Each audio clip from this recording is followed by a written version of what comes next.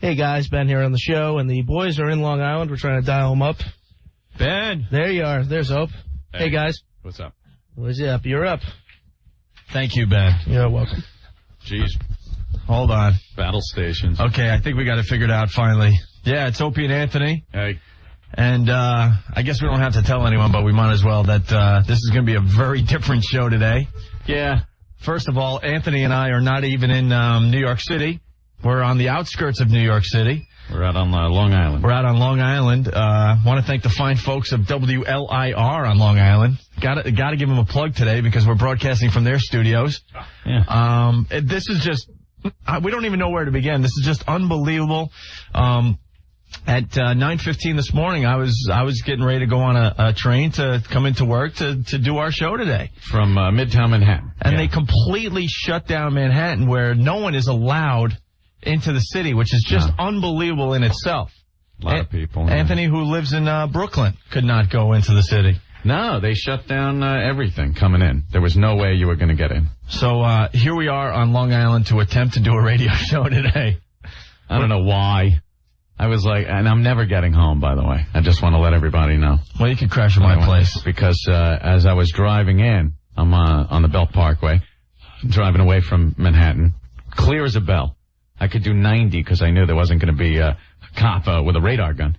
So I got here really quick. But on the other side of the road, heading toward the city, and heading toward where I live, just a mess. Yeah, they completely shut down the Long Island Expressway. Yeah. Which, for people in other cities, just imagine your biggest road in your city just completely shut down. Yeah. So here we are. We're trying to set up communications. We're going to set up the website so we can read some instant feedback from all over the country. We're going to take a ton of phone calls today, right, Ant? Yeah. I mean, everyone knows what happened. I don't even know that we got to run through it 8 billion times again. Now it's all about revenge. Right. Whose ass do we kick? Right. About this? Because I can't just sit by and think of all the other times that things have happened, and the president has the rah-rah speech, and before you know it, weeks turn into months, and you realize nothing happens, and the general pissed-off attitude you have just goes away, and you forget about it until the next time. And you get the same crap every time. This time, we need something huge, a response quick and so decisive and brutal to whoever did this that they have to think twice about doing it again. Or they just plain don't exist anymore. Or they don't have the resources to do anything except skin animals for clothing in the caves that they live in. That is what we should do this time, because this is unbelievable. Yeah. You watch it, and like everyone's been saying, it's like just watching a movie. But it's real. Yeah. First of all, how did you hear about it? I mean, what were you doing? Me sleeping. What else do I do at that hour? I was up. I was having breakfast with my girlfriend in Northport, and I was listening to the morning show in New York on WNEW, the Sports Guys, and they're like, "You're the guy that listens to that program." So they're on the air going all morning. We're talking nothing but Giants football. Oh. And then I'm like, all right, I'll check them out for a little while. And then I go in and have my little breakfast, and I come out, and all of a sudden they're talking about a plane hitting the Twin Towers. You and I have talked about this on our radio show. We said on numerous occasions we're surprised that someone hasn't done it. Yeah, that no one has ever done that before. I'm not even talking about a terrorist attack, just a nutcase in the area that wants to just, end his life and do it, in style by crashing into one of these buildings. We talked about that recently on our show. So I'm just assuming it's a Cessna or something, and it happened. A guy, he decided to end his life, right? Right. And so I'm listening to the Sports Guys describe this thing, and they're talking to someone on the phone, and everyone's watching TV at this point.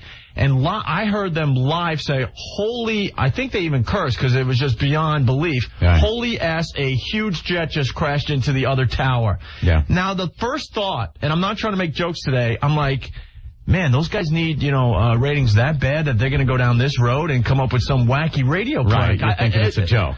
I thought it was a joke. Mm-hmm. And then sure enough, I'm just, I start spinning around the dials to make sure it wasn't, and I couldn't believe it. This is like our worst fear here in New York. If you work or live in the city, it's always in the back of your mind a terrorist attack or, some kind of explosion. And sure enough, today we're dealing with this, and it's just amazing because we all know someone that works in the Twin Towers, and our thoughts go out to them and their families because it's bad. I don't know. You have that hope that you sit and you watch and go, hey, maybe after the first plane hit, a lot of people got out, and maybe this, maybe that. It just looks bad. It's too big to not have killed a lot of people. Yeah, because it's awful. What were they saying? Like 50,000 people work in the towers? They work in there on any given day. It's a lot of people. And after the first plane hit, if the elevators weren't, even if the elevators were working, just a panic on every floor, people trying to get onto the elevators to get out of the building. So then you got to think, all right, people are going down in the stairwells. There's no way they all got out. Well, obviously not all got out, but not a lot of people got out in time. What was it? 18 minutes between the two planes hitting? Yeah. So you got to figure, you know how people move. They're pains in the asses when you're trying to get through people. And even in a panic situation like that, it would be worse. So 18 minutes to evacuate 50,000 people in a building? Please. Right. It just doesn't happen, unfortunately, because it looks like it's going to be really bad. And then I'm watching the TV, and they're talking to a reporter in the area, and all of a sudden I'm watching, I'm like, is the whole building coming down in front of my eyes? Yeah. And then the reporter had no clue because she doesn't have a monitor, and they jumped in like, wow. I know. Who expected that? Well, I woke up, Rick called me up and said, oh, you better leave early to get in to Manhattan because there's trouble there downtown. Little understatement of the century. Right. And I was thinking of coming in, and I turn on the TV. Yeah. And there it is. You drive right by Towers. that building every day. Every day, I drive right down the West Side Highway coming into work because I'm in Brooklyn. And, drive right past the front of it. I look at it every day because it's amazing to look at, or it was anyway. Huge. And I drive past it every day, yeah. And I can only imagine the damage to the surrounding area, just having that much stuff come down on top of everything. But then I looked out my porch window, and there it was, Manhattan, South Manhattan on fire. South of like Canal, basically, just big plumes of smoke coming up. Later on, I saw some military vessel going up the river when I was coming here down the Parkway. But roads closed, people just walking around and looking dazed. It's like something you don't want to believe, like a movie, like a bad movie. You're watching it, and I'm watching the side of a building come out when a plane hits it, and you go, that's good CGI. Yeah, that looks pretty real. Yeah, it's so surreal. I think we're all going to wake up tomorrow and go, did that really happen? Yeah, I'm watching people running down the street, and there was a couple of women just cowering behind a car, and I'm looking at them going, you got to give it more believability here. It's bad acting. Looks like bad acting. The pictures are just unbelievable. We're flipping around like crazy, and we just saw some footage of, I guess it was a cop. Basically just pushed a lady out of the way to outrun the wall of smoke coming his way. Yeah, when those buildings came down, the plumes of smoke that came through the streets, like the streets act like a canyon, so it just blows down the roads in Manhattan. And some people had their backs turned. Now, they heard the boom, and they start trying to get out of the way, but the cloud of smoke just engulfed them. And the people running away that saw the cloud coming weren't stopping to help the people that didn't. I saw an old lady in blue, and she's kind of walking down the street, and a big cloud of smoke's coming after her, and this big fat guy just kind of pushes her out of the way. Yeah. It's horrible, but you kind of see what we're all about sometimes. There's the heroics, and then there's the people going, hey, get out of my way. I'm saving my own ass. Right. What about the guy that was behind the ambulance? Yeah. And he couldn't see the wall of smoke coming while everyone's just running by him, and he was completely engulfed. Just, sucked them right up. Awful. But it's all about the next phase of this thing, which is retaliation. Because you could rehash this. It's over. I don't foresee anything else happen. It's kind of eerie when you look up in the sky and don't see any airplanes. Right. I drove right past Kennedy Airport to get here. And nothing, and you're used to you take it for granted that there's going to be planes in the sky. And nothing. No planes. And now I think the next big story is going to be when we finally attack whoever's responsible for this. I don't even care if they're totally responsible. If you backed terrorism, if you're a country known to harbor terrorists, that's it. Start putting some of that those tax dollars I spent on some of this military hardware to work. Because we just have to answer hard. Bad. By the way, CNN just reported a little while ago, and we're trying not to make jokes today, trust me. Disney World and Disneyland is closed. Oh, thank God. CNN reporting that. Very important that they report that today.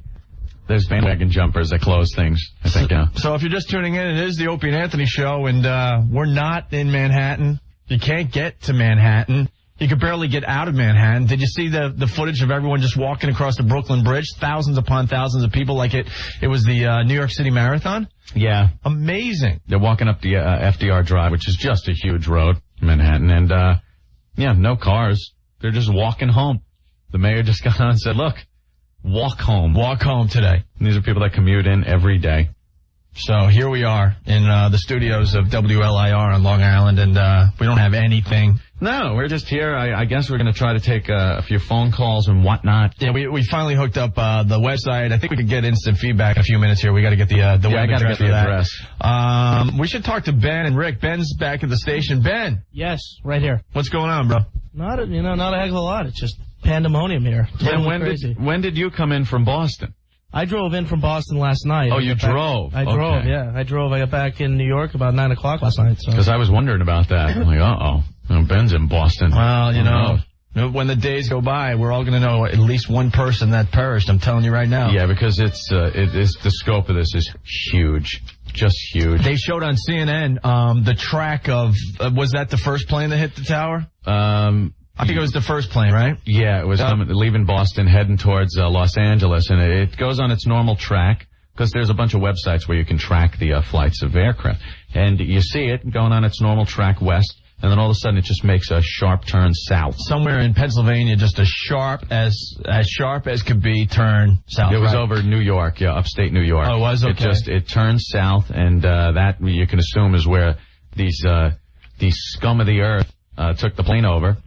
And, you start thinking all kinds of thoughts, like, these are human beings on these planes, and what the hell was going through their heads? Did they know what was going on? Was there a big commotion? Were the pilots even alive? Well, they had a guy on a cell phone. This is all facts, by the way. We're going to try not to, hang out in the rumor zone today. Yeah. CNN said it was a fact that someone on that hijacked plane from Boston to L.A. that made the sharp turn somewhere in upstate New York, south. He was in the bathroom of the plane on a cellular phone, screaming, going, "We've been hijacked, we've been hijacked." They stayed on the line with the guy until they heard a big crash, or a big explosion, I guess they said, and that was it. Boom. I think that was the plane that went down in Pennsylvania. In Pennsylvania, okay. Which people are assuming it was shot down. Because by that point, the Pentagon had been hit, and both of the towers of the World Trade Center. So I had heard reports that F-16 fighters were surrounding a plane, and you got to assume there, too, what's going through their heads? If they have to take the shot on a plane that has passengers on it, but you got to do it because it's... you don't know if that plane's going to hit the Empire State Building or something, right? What's the next target? These terrorists, this scum, managed to use our own planes as bombs. Amazing. So you sit there and think about all the debate that's gone on about these missile defense systems and whatnot. That, hey, they knocked the nuclear missiles out of the sky. This is great. We're safe. These guys used our own planes, which opens up a whole nother can of worms about the lameness of airport security. You like to feel great when they ask you that question. Did you pack your own bags? Did you leave your bags with anyone you don't know? What's the guy going to say? Oh, you got me. Okay, I did. Yeah, I'm a terrorist. Yeah, because these hijackers had to get weapons on the plane. You're not gonna hijack a plane with a butter knife, right? You know, you have to assume that there was some kind of weapon there to intimidate the pilot into giving up his seat. They don't normally do that. And you could also assume that the pilots didn't fly these planes into these buildings, that they were incapacitated, and the terrorists flew these things into these buildings. So it opens up a whole can of worms with airport security and what the future's going to hold now for people that want to travel. I mean, it's really going to get tight. But, looking in the past, it'll get like that for a while. Uh-oh. What are they showing on now? This is new footage on CNN. CNN, a side view of the airplane? Is that what I'm saying? It's just unbelievable to imagine that, tomorrow when we wake up and you see the skyline of New York, and we've all seen it a million times, you're not going to see the Twin Towers there. That's just... Yeah, the Twin Towers are just, it's a landmark. They picked 2 landmarks that are just huge. One known for the military, the Pentagon. Mm-hmm. I mean, when you think Pentagon, you think the military. And a civilian target, it's New York City. It's the World Trade Center. This is, thousands of 50,000 people, up to 50,000 people work there. And that's a huge image of this New York City skyline. And they picked 2, and they nailed us. And watching reports on CNN and whatnot of some of these people in these Mideast countries celebrating. In Palestine, right? Yeah, in Afghanistan. They were handing out candy in the streets. And they're handing out candy. They're celebrating. They're waving flags. They're smiling and laughing at total destruction. Obviously, this is an act of war. Worse than Pearl Harbor. Yeah. This is worse than Pearl Harbor. We had a couple of thousand people die in the Pearl Harbor attack. And that was, military targets. And it was during a very unstable time. But this is civilian targets and no provocation. Because of our policy with Israel, go screw.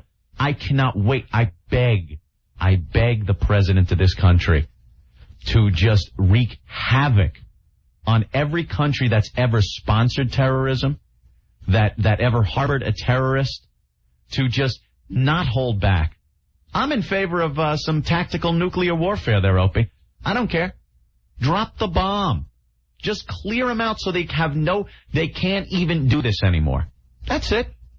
Done. Right. It's over on the other side of the world. I don't care. Let's get back to That's Ben. what they're saying. Hey, Ben. Yo. So, your new place is right around there too, right? I'm relatively close. I'm probably about 20 blocks away or so. Yeah. Mark's the one that actually saw it and called into the sports guys. Now, yeah, Mark, Psycho Mark on our radio show. I mean, I had no doubt this was serious, but I knew it was really, really serious when I tuned in Fox News. And there's Mark. Gotta call him Mark today. Mark Walsh.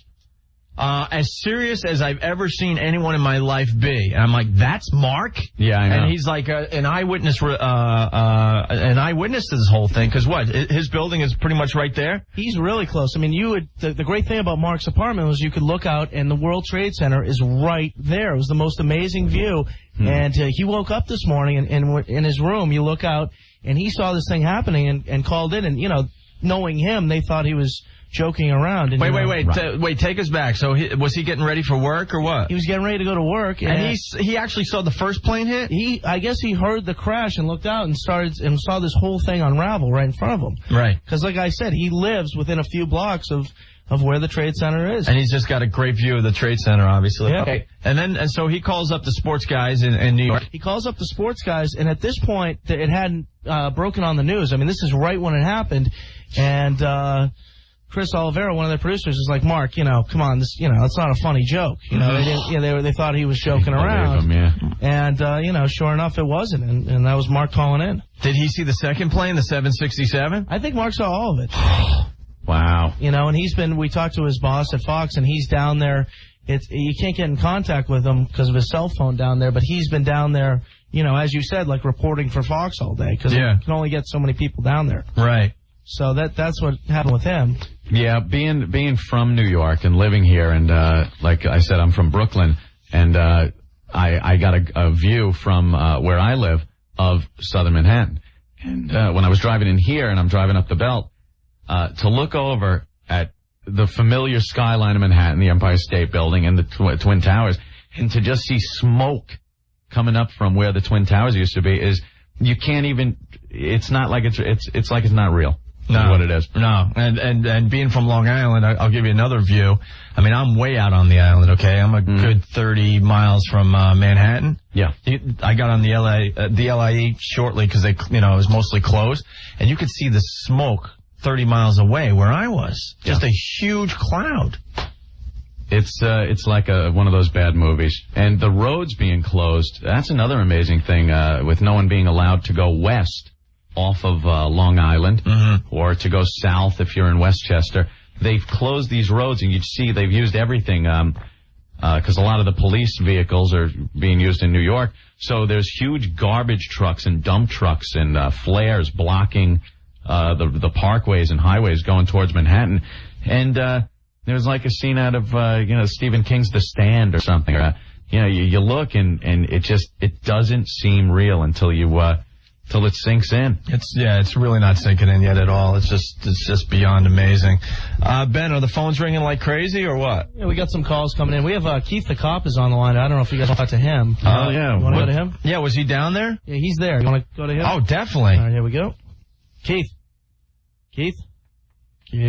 He's been on the hold for a little while, so maybe he'll call. Has he? Oh, really? Yeah, I know that Keith wasn't actually working. He was called in.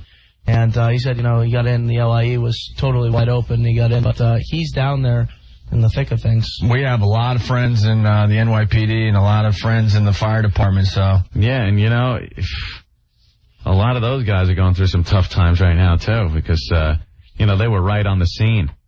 There were a lot of emergency workers at the base of those buildings when that happened, so.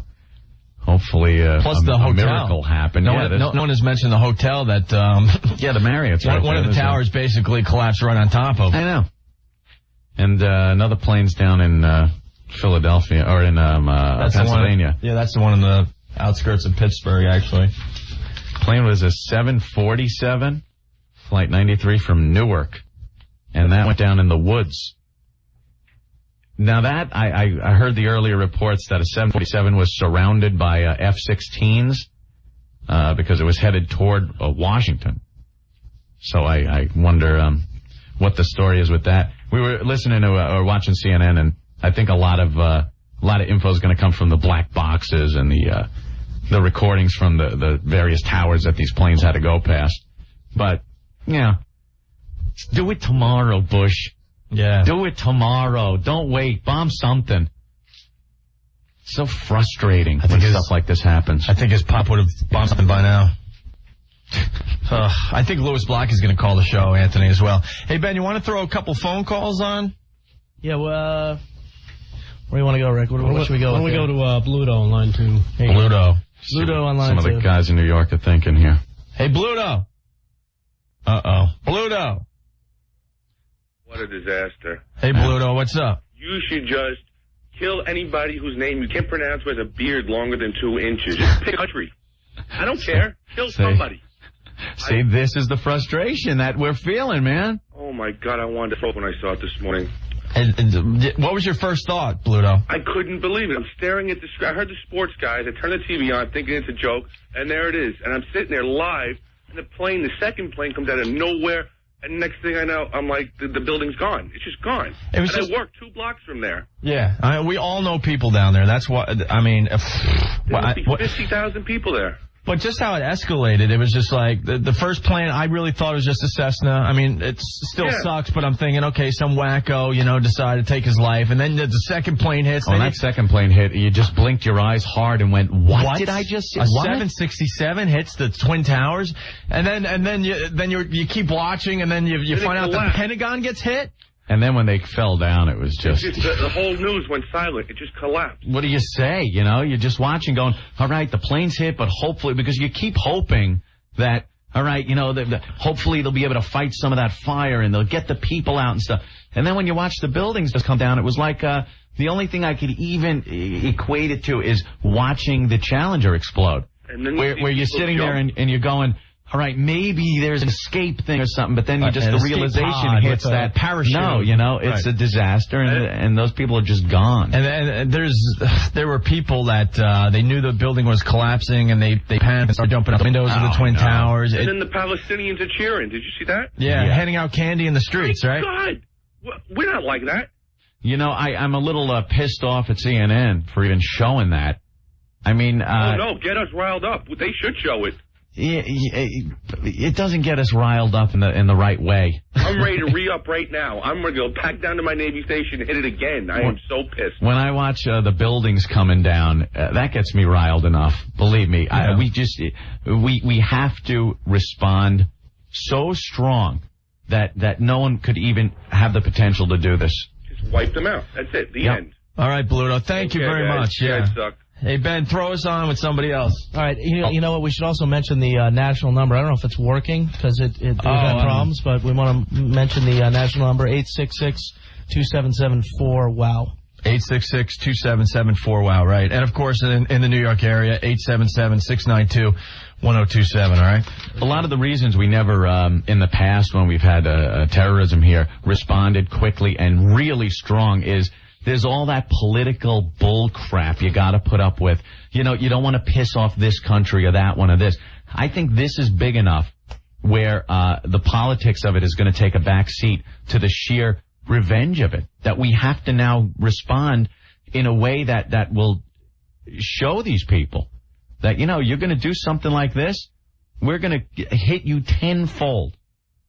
And I don't think politics is going to be playing a big part in this one.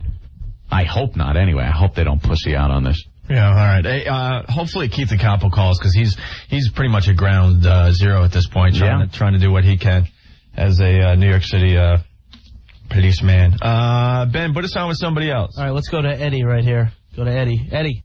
Yeah, babe. Hey, Eddie. Hey, guys, what's up? Well, you tell us. Yeah, Jesus Christ. I work for Pepsi. We're on the roof of the supermarket looking at this place. Then we drive downtown, and we're sitting there, and the thing collapses right in front of you. I'm looking at my friend. I'm like, did we really see this? Is this really happening here? Yeah, you got to check your brain. Like, there's no way I just saw what I just saw. Exactly. Yeah. You're like, holy God, there's people in there. It's like looking at a hotel in Vegas going down, and there's people, and sure, there's somebody you know in there, and you just can't believe that it's happening. Yeah, and you get like a sick feeling. Like, I just felt sick, and there's nothing you could do. You're powerless. You know what I mean? I still got a knot in my stomach. Yeah, I was watching. And I'm just walking around the house, and all I was saying, I'm shaking my head the whole time, just going, holy S, holy S, holy S. Yeah. I can't believe this. Exactly. Like, you really think that this would happen in my lifetime? I mean, come on. In this day and age. Unbelievable, guys. You know, you got to be careful how you say things today, but it makes the Oklahoma City bombing look like a little scratch. Well, like a little scratch. Yeah, you know how huge that was when it happened, and before they found out it was an American that did it. Do you remember that? Everybody was like, oh my God, we got to kill, we got to bomb, we got to bomb. Now we know this isn't the work of Americans. Now we have to respond hard. All right, bro. Thank you. He's gone. We hung up on him. All right. Let's go to Sean here on line 9. Sean. Yo, what's up? Hey, Sean. I was up in Mahwah. It's in northwest Bergen County. Yeah. And it's about 40 miles away. And I was driving in my car, and don't feel bad, Ope, I was actually listening to the sports guys, too. And when I heard about it, I went up to the cliffs, and I was looking. You could barely see the outline of the World Trade Center. And then all of a sudden, just boom, a huge fireball I could just see from miles away just shot off the side of it. And then I went home and started watching TV, and I just saw them come down, and I was like, yeah, it's, what happened to your mic? I don't know. Did something open? No. Wait, try it again. Ah, there you go. Okay. Are you playing with the buttons here, too? I'm not playing with the buttons here. I don't know how to play with the buttons here. When we're back in New York, you just start hitting buttons for no apparent reason. No, I'm not playing with the buttons today. All right. Thank you. no problem. Hey, Ben, is there any way to take a break so we can regroup and get the website hooked up and all that? I know we're not really playing commercials or anything, but... We could feed in Wins, 1010 Wins, our sister station, our news station in New York. Ah. And go there for a couple minutes. Yeah, we could. Let's do that for just a couple minutes so we can regroup, okay? Hey. But it's, I should tell people, it's Opie and Anthony. We're not in Manhattan because they've shut down the city. No one is allowed in Manhattan. If you weren't there before 9 o'clock this morning, you know, we've all been...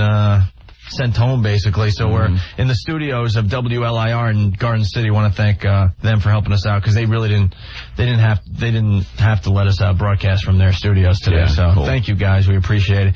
Why don't you throw in that feed and we'll be back in a few minutes. All right. All right. Hey guys, real quick. If you want to throw out the local New York number for the national, because the national just doesn't seem to work. Okay. Anybody listening to us, in the other cities, 212-757-1027. Okay, cool. They can try and reach us that way, too. Right on, man. All right, we'll be back in a few. Eileen LaPalmer, 1010 Wins, live on Hudson and Duane Street. That's right. All right, and we are back with the Opie and Anthony Show. That's our sister station, of course, 1010 Wins here in New York City. But Anthony and I are not in New York City. We're on Long Island. We could not get in city. They pretty much closed down Manhattan, as you know by now. Yeah. And Ben and Rick are back at the station in Manhattan. They got in early today. And we're trying to figure this out as we go along today. So, and who do you have online? Keith the Cop? We have Keith the Cop. Here we go. Keith. Hey, what's going on, Hey, Keith, what's up, man? We're just sitting here like in awe, just staring at it, Where are you right now? We're about 10 blocks away. 10 blocks away, and still just smoldering, and things burning down there, huh? And you're just looking up in the air, and it's just like, it's amazing, Yeah, two of the biggest buildings in the world were there, and now they're gone. I mean, everybody's here. Other states have come to help us, and it's just really, it's unbelievable. I'm at a loss for words, Yeah. I mean, we're just waiting to see more about what's going on and, what we could do to help, but it's just, pulled everybody in.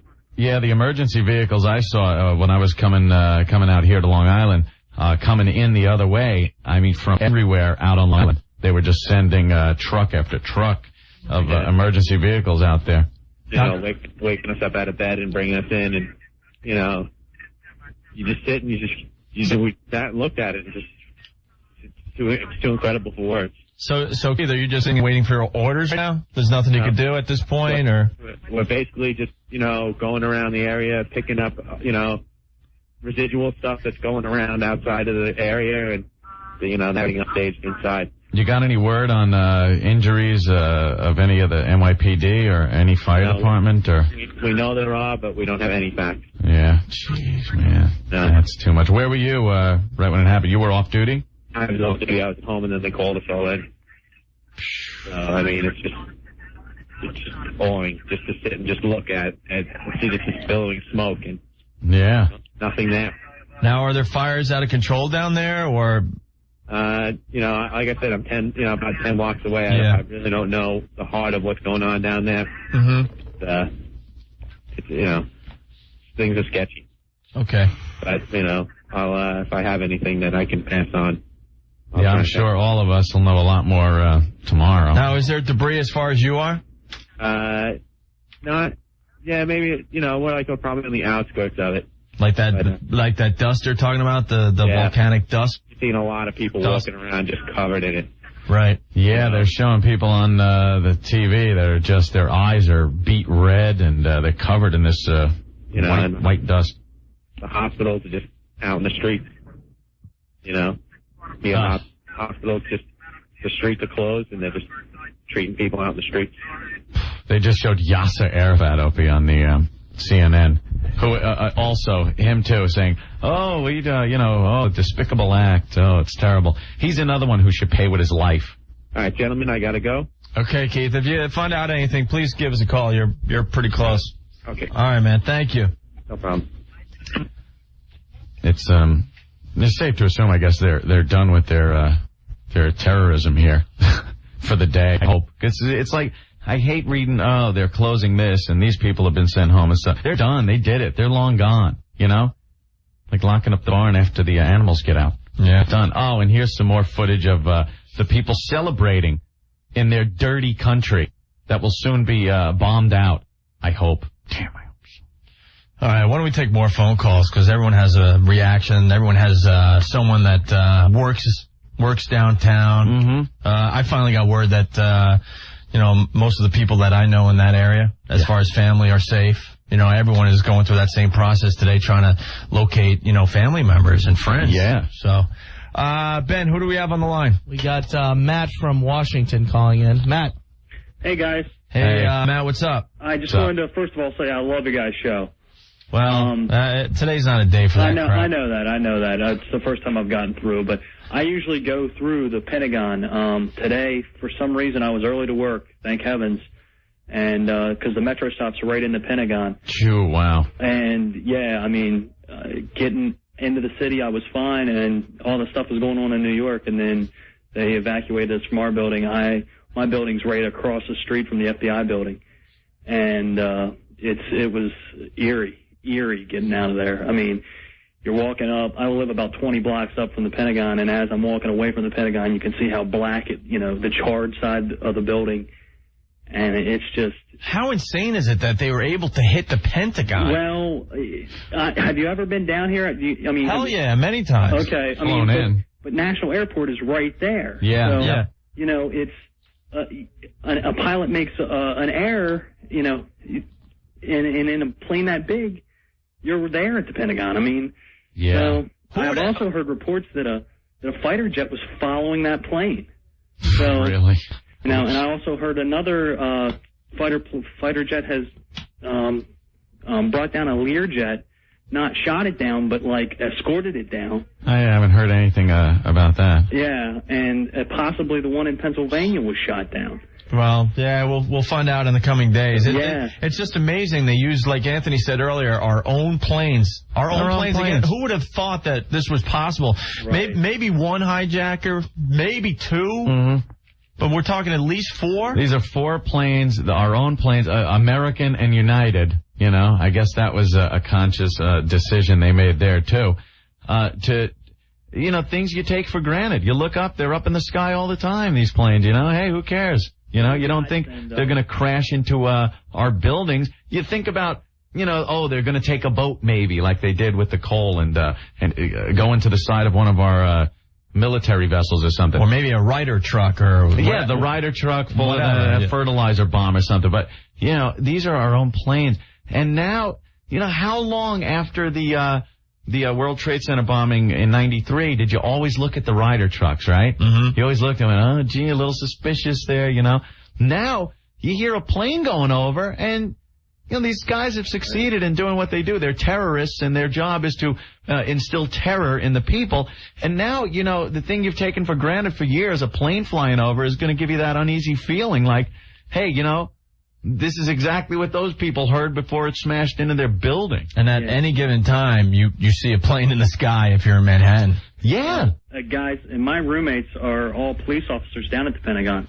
And I haven't heard from them at all today. So see, that's scary. Yeah, man. One of them's on the SWAT team, and another 3 are security, officers down there. So yeah, this is kind of a bonding thing for the JFK listeners and the other listeners here in New York, because the good thing about the Pentagon was where they hit, they had just remodeled, and they were getting ready to remodel on further down the hall, and it doesn't look like all the many offices that could have been filled were filled. Right. From what I heard on the news also, the other side of the Pentagon was really the money target that it seems, thank God, they missed. Yeah, that's facing the water, and that's, they always thought that an attack would come from that side of the water side, because that's where all the brass sits and all, it's just eerie. And then there was a report in your area that was false, thank God, that the local police saw a plane coming right up the Potomac. Yes. Oh yeah. Up the Potomac. See, well, that's the everyone was just completely freaking out. Okay, where's that plane going to end up? Right. Well, the speculation on a lot of these newscasts, they want to be the first. They want to get the info out. I heard earlier that there were 8 planes unaccounted for, and apparently that wasn't true. 4 planes. 2 came from Logan Airport. Right. Yeah. Right. Well, you can only assume that their MO here was to take a plane that was going to fly from Dulles to L.A. or from Boston to L.A. And then shortly after takeoff, hit a target because they're full of all the fuel they need to get all the way across the country. A flying bomb. Yeah, better than any bomb you could build and sneak into. And they don't have to sneak it onto anywhere. They don't have to put it in a truck. They don't have to do it's the plane itself is the bomb. They used our own aircraft as their bombs. But Anthony, they had to have a weapon to. Right. That's what we were saying. In order to hijack the plane. Well, that's what we were talking about a little earlier. The Mickey Mouse security at these airports. That's true. It's very true. It's a pain in the ass, and it does nothing. It does nothing. That stupid question they ask all of us. Right. About did you pack your own bags? Did bags leave your site? You know, I am one of the strongest advocates of rights to privacy and whatnot. I've always been. The one place I would give up some of my rights to privacy is the goddamn airport. You know why? I'm not taking weapons in, and I'm not taking drugs through, and I have no problem. I'm just trying to get from point A to point B safely. So you know something? You want to check my baggage? You want to really do an in-depth work, a job on who I am and what I'm doing there? I got no problem with that. I'm with you I there, got buddy. no problem there. But you know something? At the counter, if you pack your own bags or if they were out of your view, that's bull. It does nothing. They should nothing. scan them. I mean, I'm sure they scan them, back in the X-ray them, back, do but they should everything. Scan them right there. Somehow these guys had to have gotten weapons on that plane to intimidate the crew into giving up their aircraft or kill them or whatever they did. I'm sure we're going to find out later on. But how did they do that? On 4 different aircraft. Right. Unbelievable. Right. All right. And I also heard the one in Pennsylvania that went down was possibly going to Camp David, which is just north of here. Well, there was rumors that Camp David was hit. I heard that on the way to this studio and then one today. fell short. That was false because that was the plane in Pennsylvania that went down. Yeah. All right. Well, thanks for the info. Take care, buddy. Appreciate it. All right. Bye. Washington checking in. They're saying that all air travel canceled in the U.S. until the earliest noon tomorrow, which is canceled. It's surreal to look up anywhere in this country. You look up, you will not see a passenger plane. It's not just America. Most of the world has canceled flights. Yeah. That was another surreal moment was when I walked out on my balcony in my apartment, and I hear fighter planes over Manhattan. You know, that was the only aircraft that was flying. You don't see them, but you hear them, and you know the roar of those engines are military aircraft.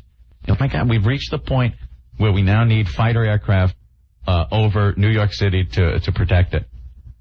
And warships on the way. Yeah, I saw military ships going up the river, up the Hudson.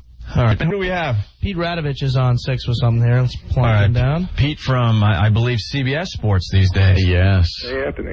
Pete, what's up, man? A couple things. Yeah. I fly probably more than anybody you know. Yeah, you fly a lot. He covers all the, what you were affiliated with the NBA. Right. And now you traveled all over to the games. I travel at least once a week, and I will gladly wait online for 3 hours every time I fly, if I have to make sure that they can strip search me for all I care at this point. You know, I get annoyed waiting at airports if I have to wait because somebody's carry-on's too big or they don't have the right ticket or something. That annoys the hell out of me. But if it's for safety's sake and I know it's really going to make a difference, I don't think anybody would argue. You know what? Human nature is such that you say that today and a couple of months go by and people are like, oh, you know what? I just want to go to L.A. You know, come on, move it along. Well, you know what? Then all the people there should carry around the little portable DVD player and show the plane hitting the building and go, okay, you want to maybe wait a little longer? I'm just saying, I agree with you, but the human nature is such. None of us want to wait. None of us want the hassle. It is. You just want to get to your location as soon as possible. You're right. This is different, though. I think this is big enough. This is Pearl Harbor. This isn't. Yep. There you go. Oklahoma City was big, obviously, and the World Trade Center the first time was big. This is off the charts. The response to this is, I believe, I hope it is, but I really believe it is going to be so big.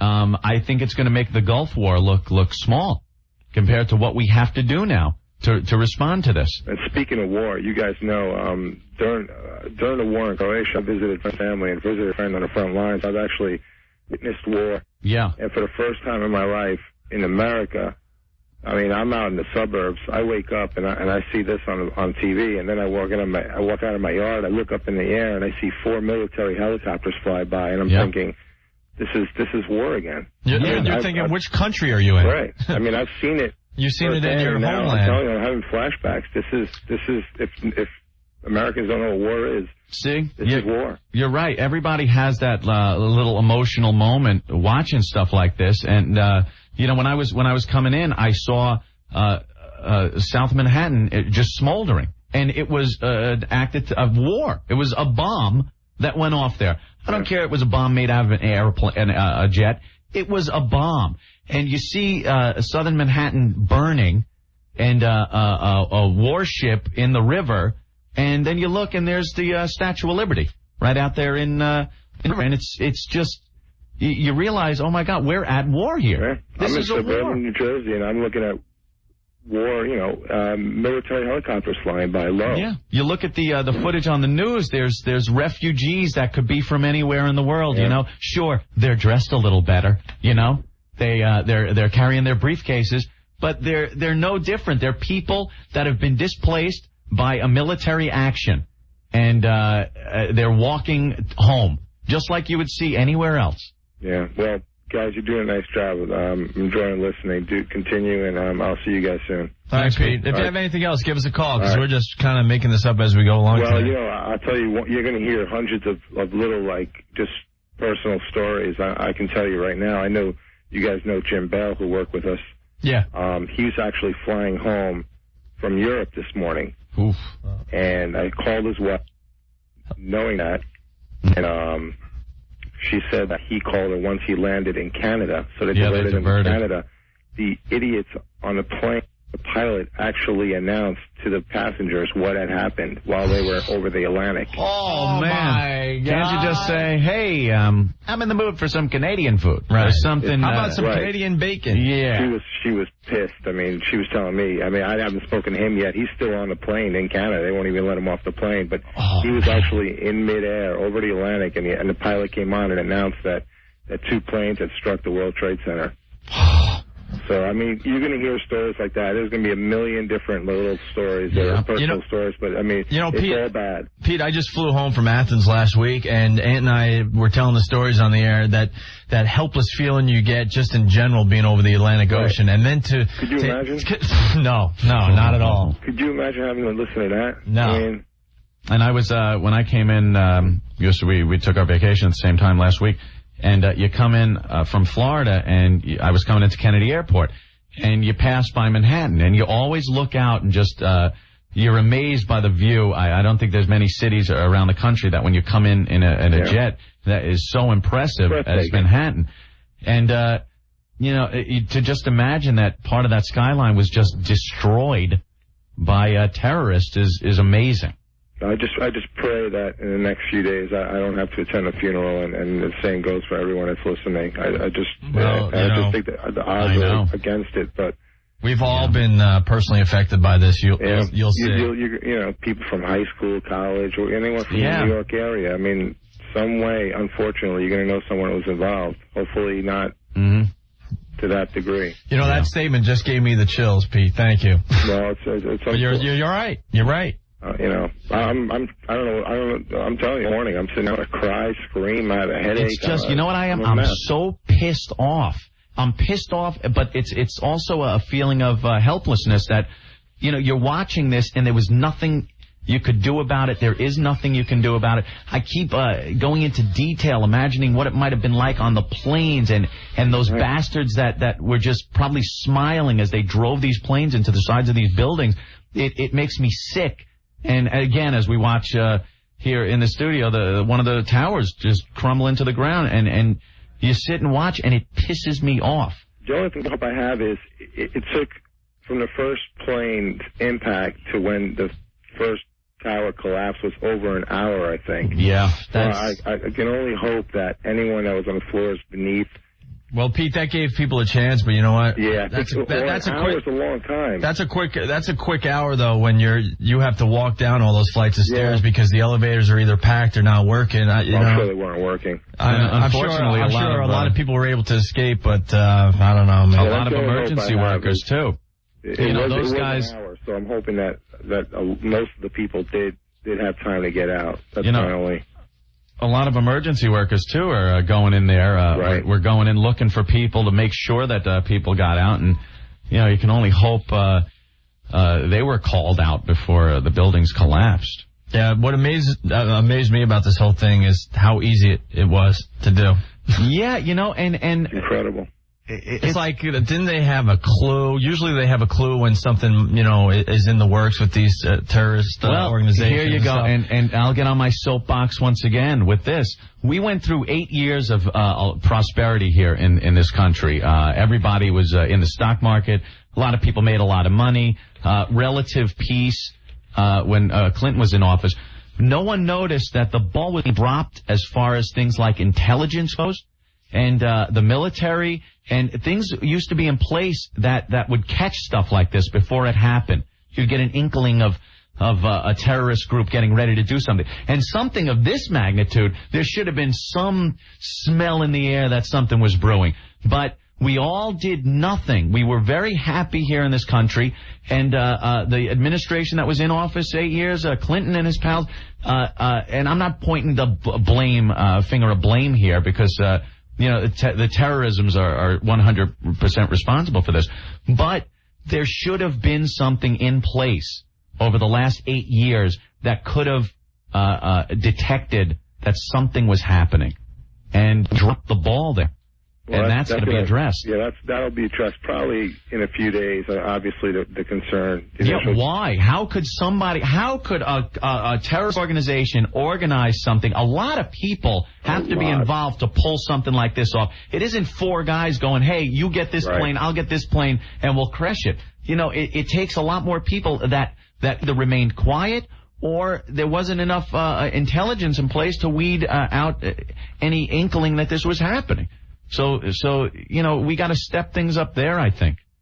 Yeah. Millions. I mean, millions, and God knows how much money taxpayers pay for intelligence and all that stuff. Well, in the last 8 years, I think it was more important to put that money elsewhere for some reason. We totally forgot that the threat isn't with the Soviet Union anymore and missiles and ICBMs.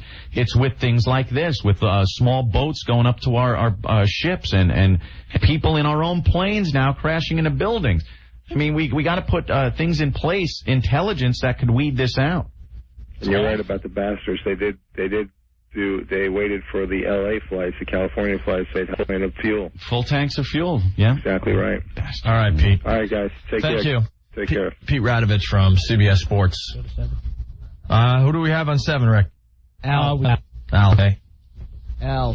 Oh, hey. What's up, Al? Yeah, I work in the trade center, man. I got out of there. I was treated and released just about 40 minutes ago. Now I'm back in Staten Island. You're not BSing with us? Because this isn't the day to BS, man. No. So what happened? You got to work at what time today? Well, I got to work early this morning, earlier than I usually do at 8:30, and then I'm screwing around in the building, and the explosion happened, and I was lucky enough not to be on my floor, which is 97. Get out of here. Yes. What floor were you on? I was in the 50s. I was on 53. And where did the plane hit? It hit in about the 80s, actually. The first one, right? It's a lot higher. Okay. Oh, Opie and Anthony, you never felt such drama in your life. I mean, people were literally, like, beside themselves, running around crying. Yeah, that's pretty dramatic stuff. My heart is beating still just thinking about it. All right, so the explosion hits, and what's the first thing you do? Well, nobody knew what it was. Nobody had any idea. We were baffled. So, most people are walking around like, what was that? Was it an explosion? Where's that coming from? Some people are heading for the exits. Some people are at their desks still trying to talk on the phone. Right. It was such mayhem. But finally, we found out exactly what had happened, and some people started heading for that area of the building. Why the hell would you do that? That's what I'm wondering. You know what it is? We aren't used to stuff like this, so we're fascinated by it, and we feel like we can't get hurt. This is America. If a plane crashed into the side of a building, hey, I'm going to go see. Yeah, we're a nation of rubberneckers, and it kills people. Let's go check it out. They were looking at the Grand Canyon or one of those things. Right. It was sightseeing. It was unreal. There were people running through the building taking photographs with their digital cameras. Get out of here. I swear to God. Oh. All right, so then what did you do? I went to the street, and now of course I'm. But I mean, were the elevators working? No, well, actually, some elevator banks were working because there are quite many of them, depending on what department you work for. But I made it to the street with not a problem. We were out of the building within 6 minutes. Okay. Yeah, wow. and debris was everywhere. It looked like nuclear fallout. Yeah, just dust all over for blocks and blocks. Then, of course, you know the rest of what you've seen on TV and everything like that. Mm-hmm. So where were you when the second plane hit? I was outside the building. I actually saw it. I'm actually there when it exploded. We feel the heat. We feel the compression. It was so horrific.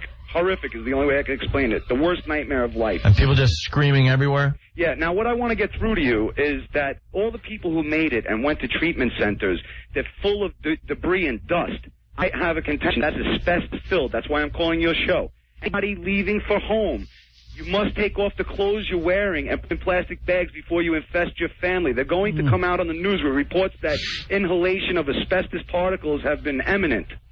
You know something? The buildings were built before they did that. Listen, guys, anti-asbestos it's very important thing, that you let this message go out on the air. Anybody who is in the area covered with dust, you must bag your clothes. Let's not start a panic. I'm sorry. I'm really sorry, but it's very important. I know that they have done, and the codes do say that over the past few years they've had to replace the asbestos that have been in buildings. It's called a friable asbestos. Right, that's usually the stuff that's cracked up and ready to be, airborne. So the original stuff that was still nice and compact is still in the building. Guaranteed, because I'm a fireman. Not a fireman that you see riding around on the trucks, but the guy who runs a boiler system. Right. An engineer type. And the asbestos is all over the building. It is all over the air. It is now all airborne, all throughout Manhattan and throughout all the other boroughs now, too. Wow. Hey, did you see anyone jumping out the windows? Oh, no, I didn't. But I mean, who the hell would do that? Out of panic. I mean, you know the building's collapsing. What are you going to do? Yeah, you're going to take the ride. You're going to take the ride down and hope for the best. Or anyway, remember I was saying that I do work on the 97th floor. Yeah. I have a friend who made it out from that. I just got in contact with him before I called you. He got burnt from his thighs down to his feet. He was out of there. His pants were scorched. His hair was burnt. He was running through walls of flames. War injuries, that's what they are. Yeah, he literally was like a war veteran. Yeah. He has a friend who was taking digital pictures. We're going to put him up on a free internet site.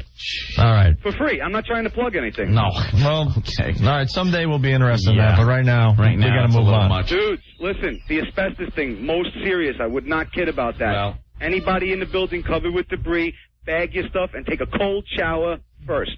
All right. Thank you, Al. Thank you. All right. Who else do we got? Hey, guys, this is Rick. We're just getting a report that I guess there are people lining up near the military, where you sign up for the military, near Times Square. Really? Lining to sign up. I don't know if it's true, but actually somebody just walked in and told us about that. All right. Let's go to another phone call. One other thing, too. Yes, all the letter trains, the subways here in New York are running, as well as the 5 and 6 came through, too. So they some of the subways probably just outbound, right?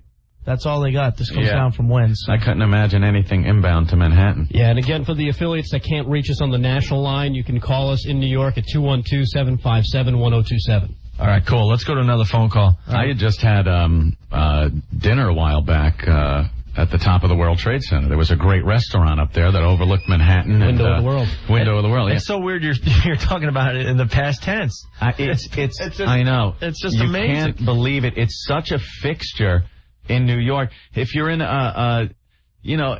picture the Sears Tower. If you're in Chicago and that all of a sudden is gone. If you're in Seattle, all of a sudden the Space Needle's gone.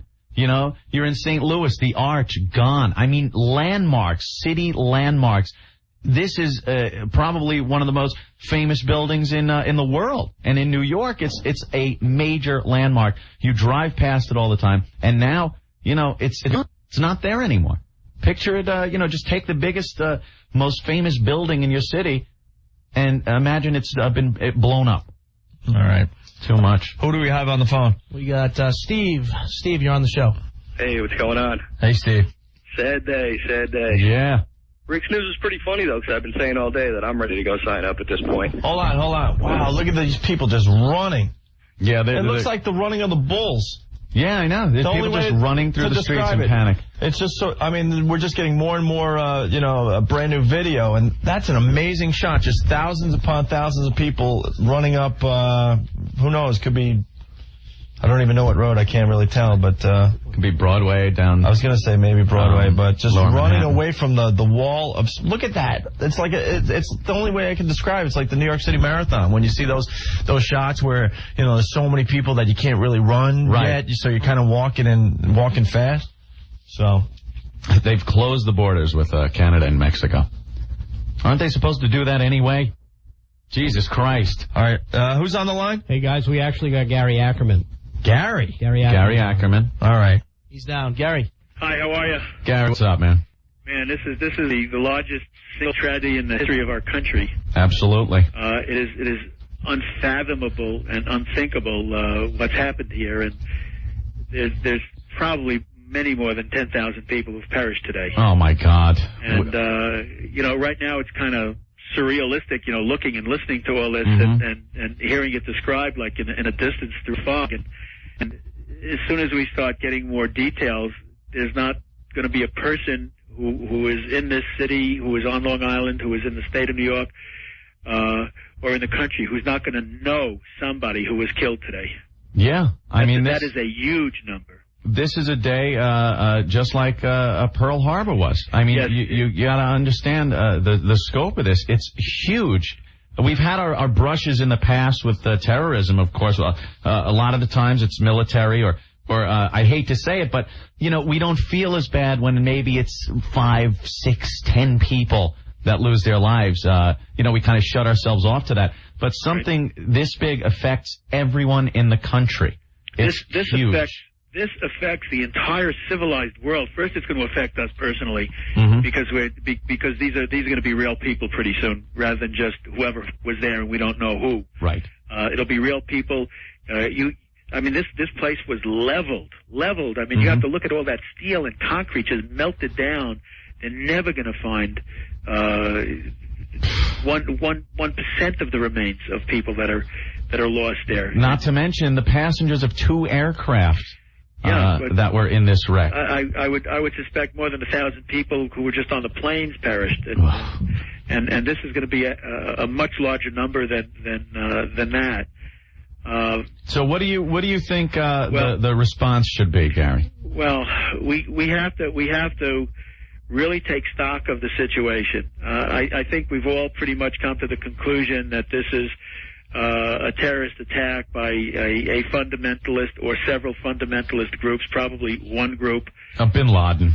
Well, that's whose fingerprints seem to be on this right now. He's very well financed, and when you think of how many people had to be involved in this secret heinous act, people to recruit, people to train, people to bring people to the airports, to drop them off, people to the number on each plane that you need to overwhelm passengers, crew, pilot. The fact that you need well-trained pilots who knew exactly where the targets were and how to get there. You need people that know how to fly jet aircraft. Yeah, you can't just pull these people out of thin air. This is something we should have been able to pick up on. And I was saying that the past 8 years of prosperity have kind of undermined our intelligence. We dropped the ball. Exactly. I just got back very recently from traveling through the Middle East, and I met with the leadership of many of the countries there, especially in the Arab world. You met with Arafat. I met with Arafat, as you know, quite extensively. I met with the leadership in Syria and Saudi Arabia, the Crown Prince, and the people who run the government, the defense ministers and foreign ministers of each country. What was your vibe with those people? My vibe was that they were lying. Right. They were worried and concerned about, the spillover from the Palestinian uprising within Israel and the West Bank and Gaza, etc., was going to spill over into their areas and disrupt their way of life. And that they claimed they were concerned, which of course they were, about it, the street, as they call it, in their own country, the Muslim people pushing them. Because they were not active enough on behalf of their Palestinian brothers and weren't doing enough, and that we should get that resolved.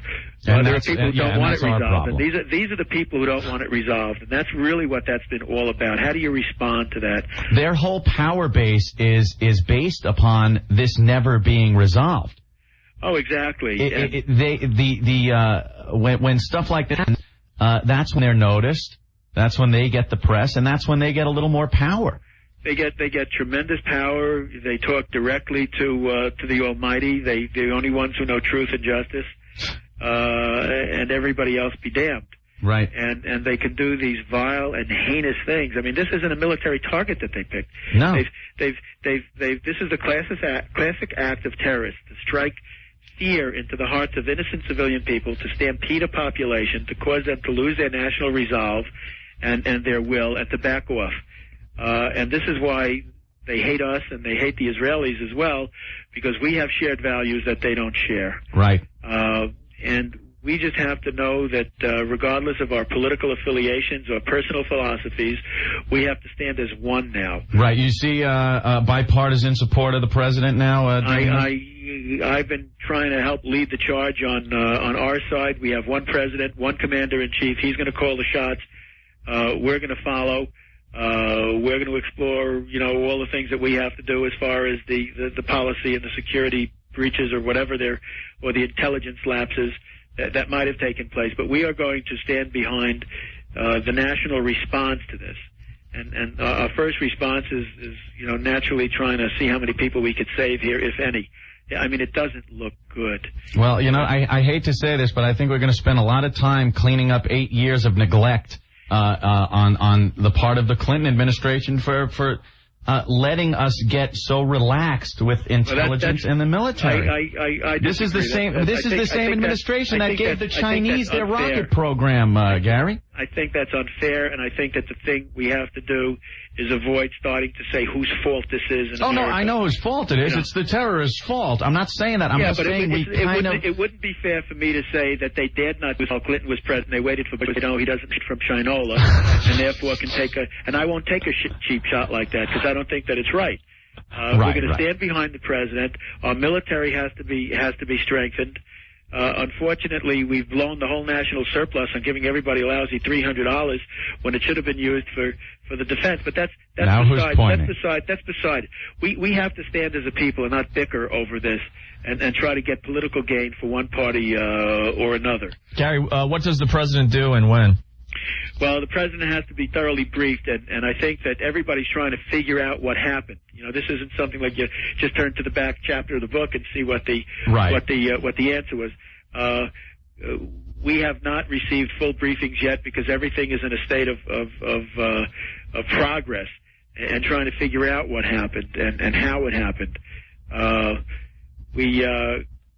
I was just talking to, Washington. We're being briefed by the people in the Sergeant at Arms Security, and I was just with the NYPD.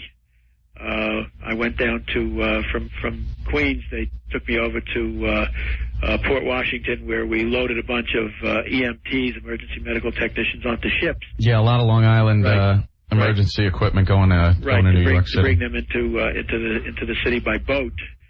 Because otherwise they can't get in there at any time soon. I noticed the roads a little congested going westbound. It is a mess. It's a nightmare, and people are sitting in traffic, trying to get somewhere, and then they try to get back, and that ties things up because they realize they can't get anywhere. Mm-hmm. One of the sad sidebars to this horrendously horrifying incident is the reports we're getting and the clippings we're getting of people in some of the Palestinian areas that are celebrating this, for joy and laughing, handing out candy. It is that human beings would succumb to taking joy in this tragedy. You use the term human being loosely, my friend, because these are very sick, evil people that take any solace, no matter who is your political counterpart or enemy or whatever. You don't wish this kind of thing. I mean, when there's an earthquake in Turkey, in Pakistan, the Indians even go to help. When something happens in Turkey, the Greeks send help. The Israelis send people all over the world, to try on these emergency situations. No, these people celebrate death in the name of God. It's just beyond any realm of reality or civilized thinking. Right. You're absolutely right, and the fact that Mr. Arafat immediately after this happens denounces it as a terrible thing. I mean, what does he expect? He is absolutely guilty of giving license to people who would even think about this by talking the language of hate and terror, and that it's okay to kill, and to show it on television programs to their school children about killing and murdering, and this is acceptable. This is no way for human beings to behave, and I think that the problem is, indeed, we're not necessarily dealing with human beings. Right. It's time to get our house in order. We're going to get our house in order. We are going to hunt these dogs down, and they will pay the price. Last scene of The Godfather. Michael Corleone takes care of family business. It's time. We got family business. Yep. All right, Gary. Thank you. Thank you, Gary. Yeah. Let me just put in one additional thought here. Sure. And this thing hasn't been completely ferreted out yet. But the much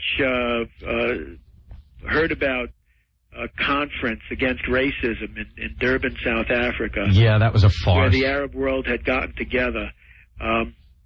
They linked us together with the Israelis, of course, because we it was an American-Israeli fest. That's right, and the Americans and the Israelis walked out, and this is in part their revenge for that. Mm-hmm. And the ultimate at their anti-racism summit, they decide to pull one of the hugest racist attacks in history. Exactly right. It was a conference to promote their brand of racism, mm-hmm. and to get attention for it.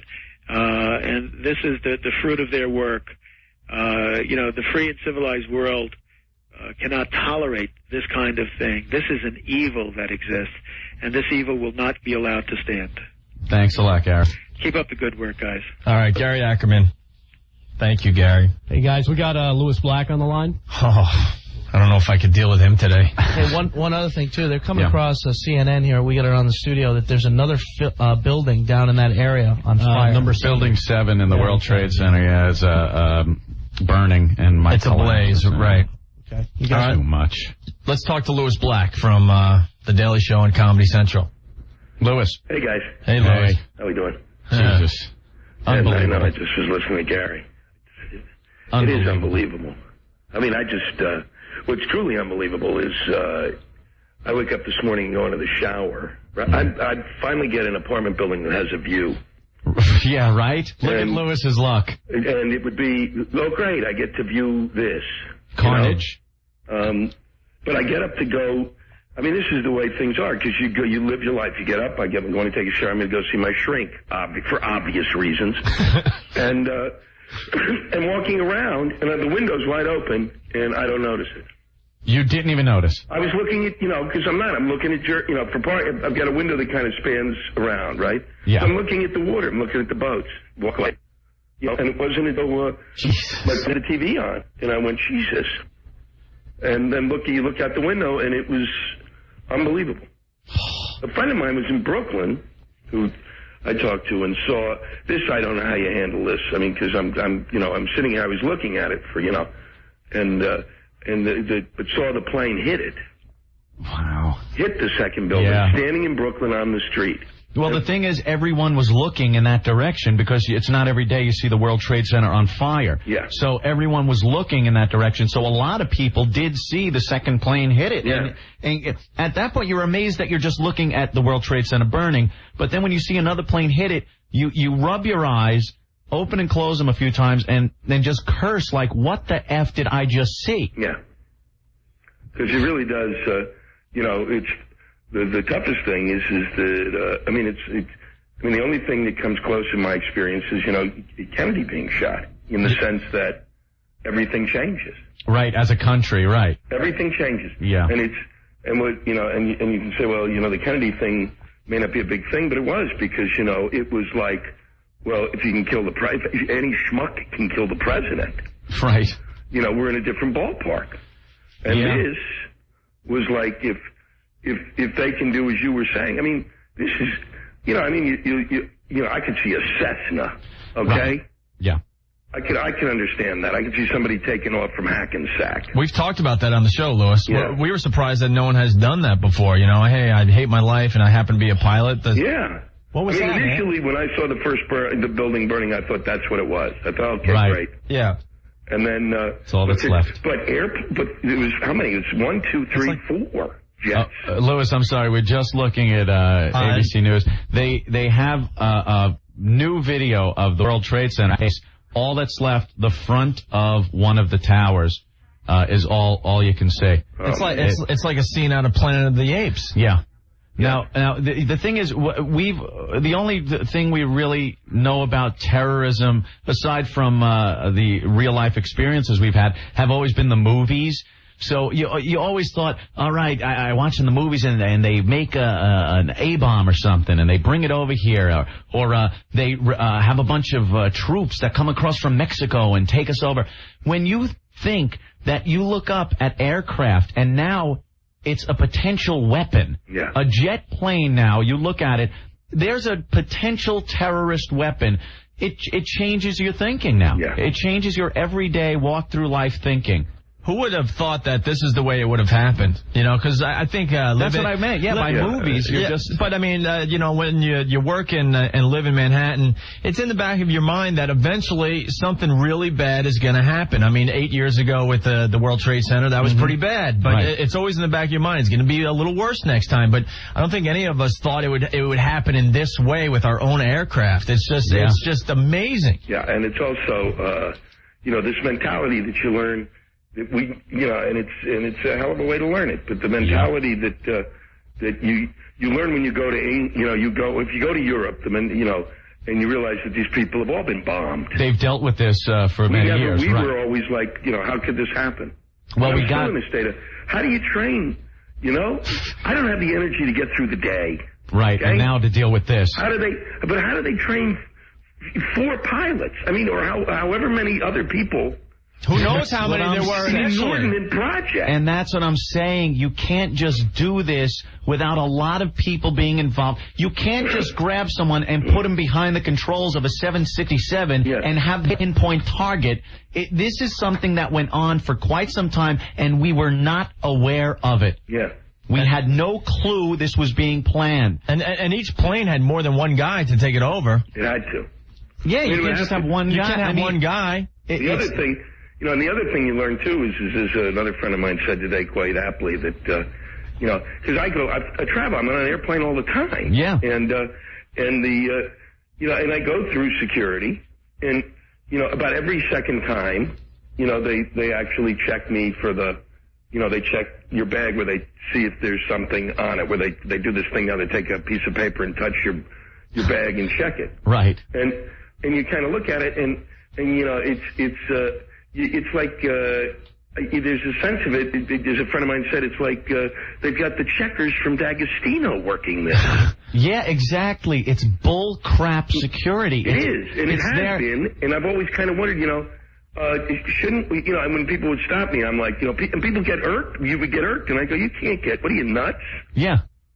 You know, if it takes us 20 minutes to get through there, because that's what they do everywhere else in the world. Yeah, right. Except for us. Well, we feel so secure with those 2 huge oceans between us and the uncivilized animals of the world. Yeah. And then you realize they used our own planes, Louis. Yeah, I know. They used American and United Airlines to smash symbolic landmarks of America, the World Trade Center and the Pentagon. Yeah. Unbelievable. We were looking in the wrong direction. Truly. And then the other one that went down in Pittsburgh, which they're now saying it made a turn to go to Washington, and was probably, you know... Could have been shot down? You know, I have no idea, but it made the turn. And that's where that one was heading. It was back to D.C., which meant they were probably either going for Congress or the White House. And that was a 747. Yeah. Yeah. I mean, it's beyond, you know, and it's, you know, it's like... and it's the day where, you know, this is what people say, you know, everybody always goes, you know, we've talked about this all the time on the show. Mm-hmm. Where does comedy stop? Yeah. You know? It stops today. This is where it's... But you know something? 75 years from now, they'll make fun of it. Oh, yeah. Jesus Christ. Well, if I'm alive... We're a mess. If I'm alive and there's a stage, yes, but not, you know... No, absolutely, this is where you just draw the line. I mean, but everybody always says, you know... What is the line? And I don't think there's much of a line, okay? I mean, I think you can make a joke about practically anything. Oh, man, you've been on our show, sure. You know, but when you reach any kind of point of this type of violence, there's nothing. You just have to stop. There's nothing. You know, there's nothing funny. The level of stun that most of us are at is beyond belief. Yeah, the reality of it has more impact than any dopey joke you would ever even hazard to make about it. I mean, just the reality of watching the World Trade Center towers crumble to the ground. Yeah. I mean, who ever thought you'd see that? When they tried it in '93, you sat almost smug and proud going, look, bastards couldn't knock it down. That's right. They had a truck full of explosives. We all saw the crater it made on the news, and we said, look, you bastards, you couldn't even knock it down. You had carte blanche to the garage. You blew it up the base of this building, and it still stands. Go F yourself. Yeah. And here we are, 2001.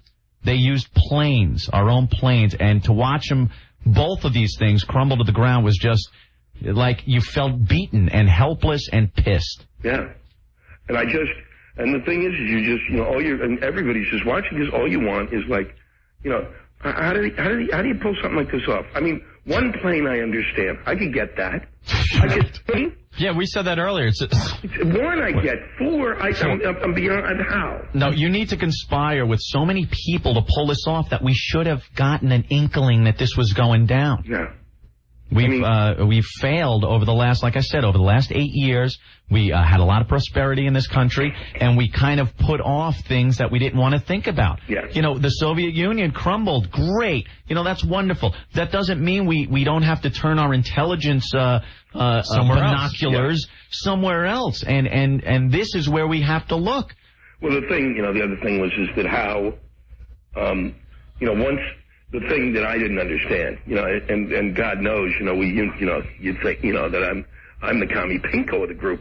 You know, the one thing that is that you've got, as my friend calls him, Omaha bin Laden, and that thing occurs at the World Trade Center, and we don't go, well, that's it. We're hunting him down. And you know what? We don't stop. Louis, we don't assassinate people. That's uncivilized. I know we don't assassinate him, but you go and get him. You go, kill that's it. Right. It's called tough. Exactly. I don't care. I'm not talking about killing him. I mean, but I do say you track right to him. You go right into whatever countries, and you say, that's He's it. in Afghanistan. And you know something? Afghanistan is backing this guy and supporting him and giving him a place to live. So now Afghanistan has to suffer. Yeah. This is how we have to deal with this. I don't know how else you deal with it. I mean, you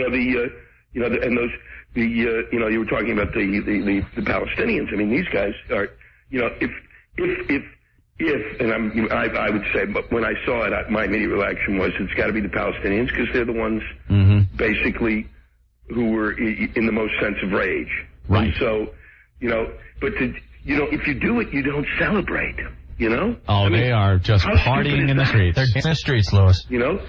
How stupid is that? I hope the next video of them dancing is on the nose of one of our bombs. Yeah. I mean, it's really beyond belief. They have just destroyed themselves in the court of world opinion. Yeah, that's it. You know? I mean, because in a sense, they had the underdog thing going for them. You know? Yeah. In a sense, I mean, I'm Jewish. These people, in a sense, you know, historically, and this is the thing I hope we get over in my lifetime. When you set up a situation like you set up in Israel and Palestine, 100 years ago, whereby you set it up so that you don't have that the British and the French go in there and set it up so that it has no solution. You know? Yeah. They set it up. They're going to go, okay, you Palestinians, go live in a dump, and we're giving this to the Israelis. Right. And everybody goes, okay. And everything I read historically, I'm going, well, didn't somebody at some point go, you know, look, something's going to happen from this? Well, you know what, Louis? I don't feel that's our effing problem. And I think they should fight it out as best they can, and the top dog gets it all. Mm-hmm. You know what I mean? If they have a problem between each other, which they have, and they have for quite some time, you know, fight it out amongst yourselves. Leave us out of it. Well, yeah, but I always said, and I still believe this, if we had just gone over there and set up Vegas. Yeah, right. In the Middle East, which Casinos. Is what you do when you have a desert. You don't make it. You don't do agriculture. You do what we did in Vegas. They're fighting over crap. Exactly. The people who gamble together, you know, don't fight. Yeah. I mean, they are fighting. They're fighting over, you know, as my grandfather who left there 100 years ago said, I said, why'd you leave it? He said, it was a dump. He said, I don't know what these people are keeping here. And I don't like the idea of Osama bin Laden coming out and saying it's not him. Yeah. He had no responsibility. He tried to blow it up in '93. This is like the same. This is like the crackhead that robs the same liquor store over and over until they catch him. Yeah. You know what I mean? Yeah. It's got him written all over it. He is the premier terrorist these days, the Vogue terrorist. So he's got to have some responsibility for this. Unless it's from something, you know, unless it's from like, unless we're dealing with like. James Bond's kind of enemy, you know, really. Some nut job we've never Dr. heard of. No or something, yeah. Yeah, you know, he's the only one with the money. Mm-hmm. Yeah, he's got the money to finance this. And you know something? I don't even care if his involvement has just been influencing some other nut job. take this guy out. Yeah. They've had interviews with him. You know, they've had American journalists go in and interview this guy. Put a goddamn gun in the camera. Yeah. For the love of God. Unbelievable. All right, Louis. Well, thanks for helping us out today. Well, it's my pleasure. Please call call these guys. Well, call us back in an hour or so, all right? Huh? If you call us back. Okay, well, I'll keep my eye out. All right. You guys take care, okay? Thanks. And I'll see you soon. Yeah, you got it. Take it easy, Louis. Louis Bye-bye. Black from The Daily Show on Comedy Central. He's always a nut, and this must have just put him right over the top. I mean, he's in New York City, and he's one of those guys that are pretty just neurotic to begin with. He's neurotic. Something like he can't handle if someone's in front of him buying too many lottery tickets online. So this just must have put him over the top. All right. Hey, Ben, Rick. Yeah. Yes. We could use a break. All right. Real quick, before we go to break, I guess we're going to pick up 1010 Wins, their news coverage again. Real quick info about the subway service in New York. Yeah. Most service has resumed with the exception of the 3, the C as in Charlie, or the Q Express. Service on the following lettered lines has been restored: A, B, D, E, F, G, J, L, Q, R, and the W lines. Those are all running, plus the numbered lines of 1 and 9, 2, 4, 5, and 7. All those have been restored. So if people are trying to use the subway system, things seem to be getting back to normal slowly but surely. Is this Mad Max or Rick telling us this? They got a picture of the skyline. How insane is that you don't see the Twin Towers? They're gone. I know. Right here and right That's there. it. Yes, guys. And referring back to something you guys were talking about, how the size of the operation this terrorist group must have put together. I mean, think about it. They've had 8 years to put people in place, get jobs in, airline security and stuff. They could be anywhere. Yeah, I know. That's the scary part. That's the scary part. All right, man. Hey, guys, one other note, too. It looks like the national phone lines are starting to work. So 866-277-4WOW. If you're not in the New York area. All right, and we'll be back in in no time at all. I just got to take a leak. All we're doing is taking a leak. That's it. I mean, it is really weird for us today because we're not in Manhattan because obviously they shut down the city. So Ed and I had to go to WLIR on Long Island. Our friends here, we help each other out from time to time, and I want to thank them. We're in the Party 105.3 studio. I know. I live on Long Island. I don't even know what station this is. You see.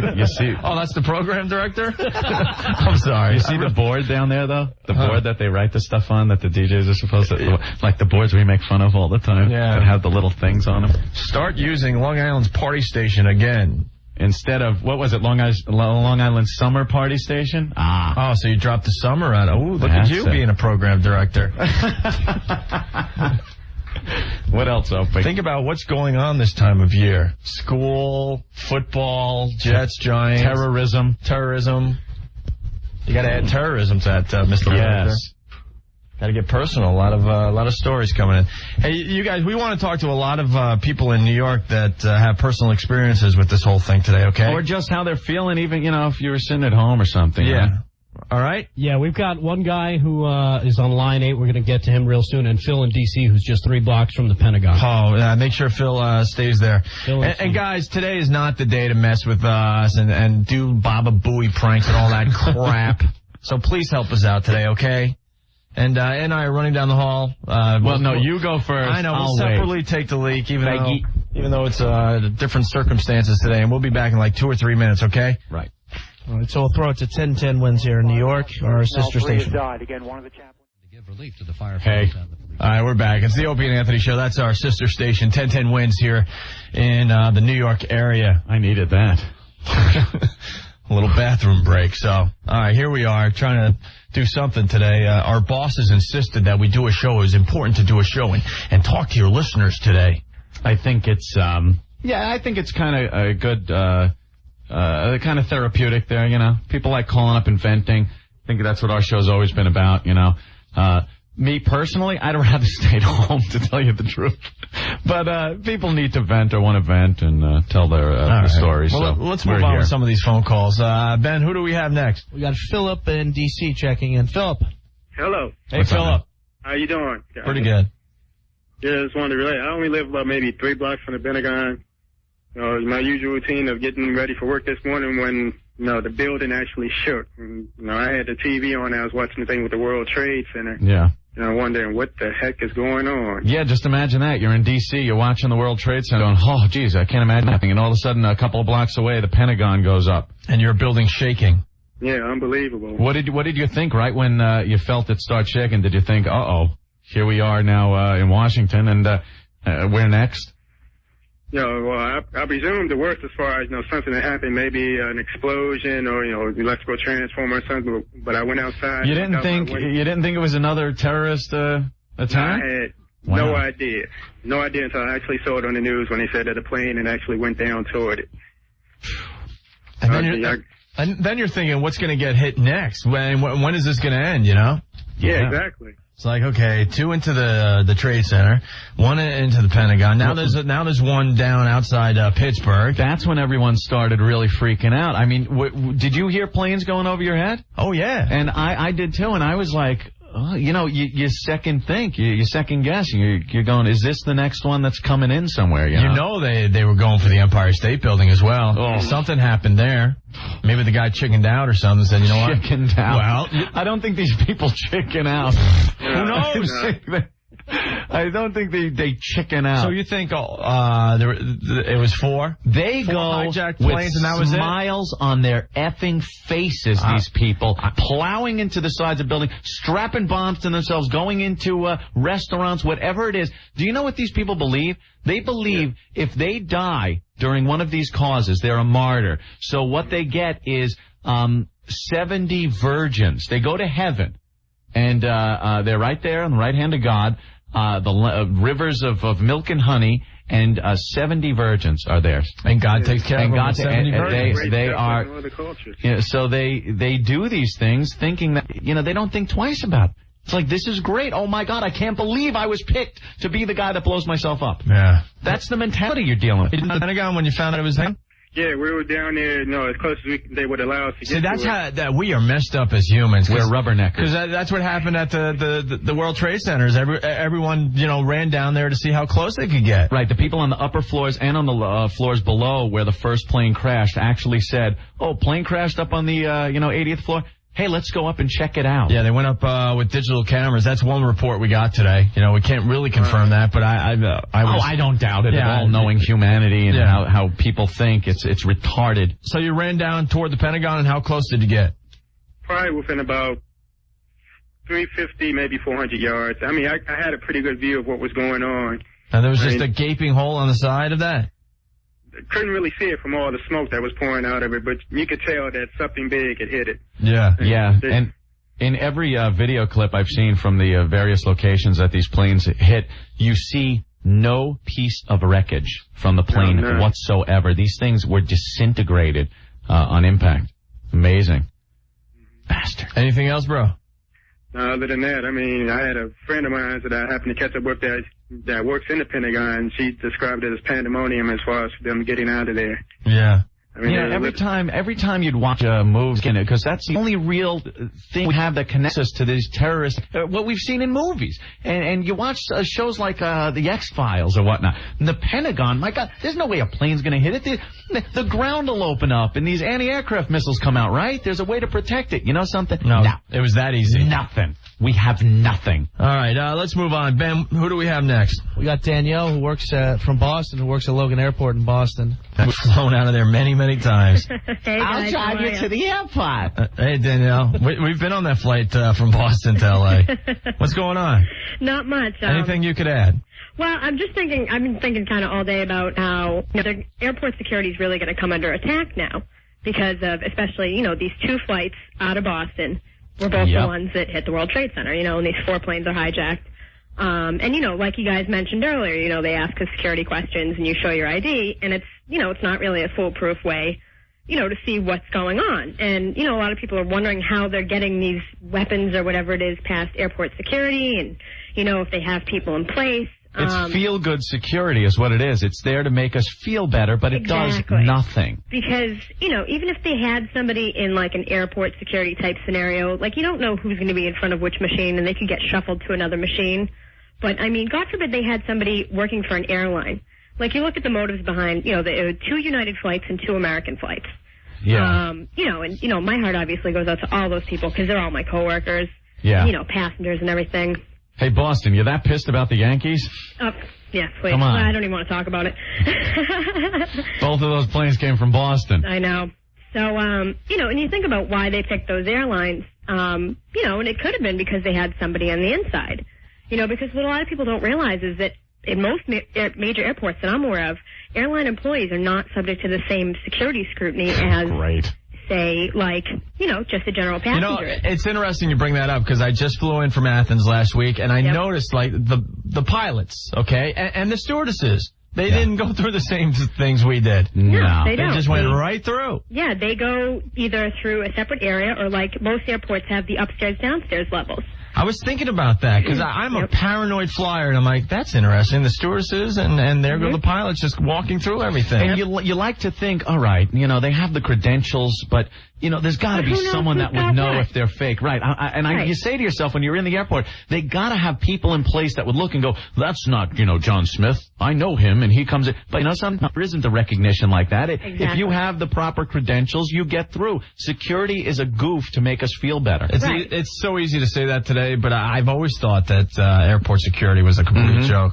Because as humans, we've mentioned this a bunch of times, we have no patience. We have no patience. We just want to wait.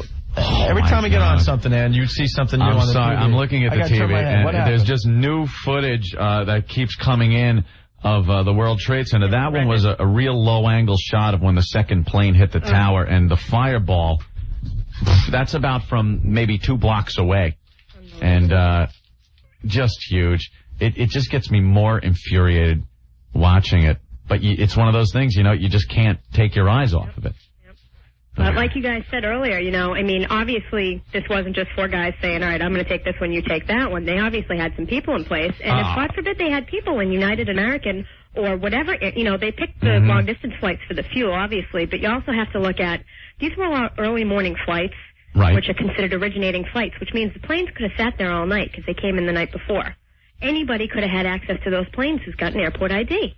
Well, we're going to find out all that, obviously. It's so scary. It's all speculation, obviously, but it's just so scary to think of. This took hundreds of people. Yeah, this was an organized attack. And we didn't have one clue?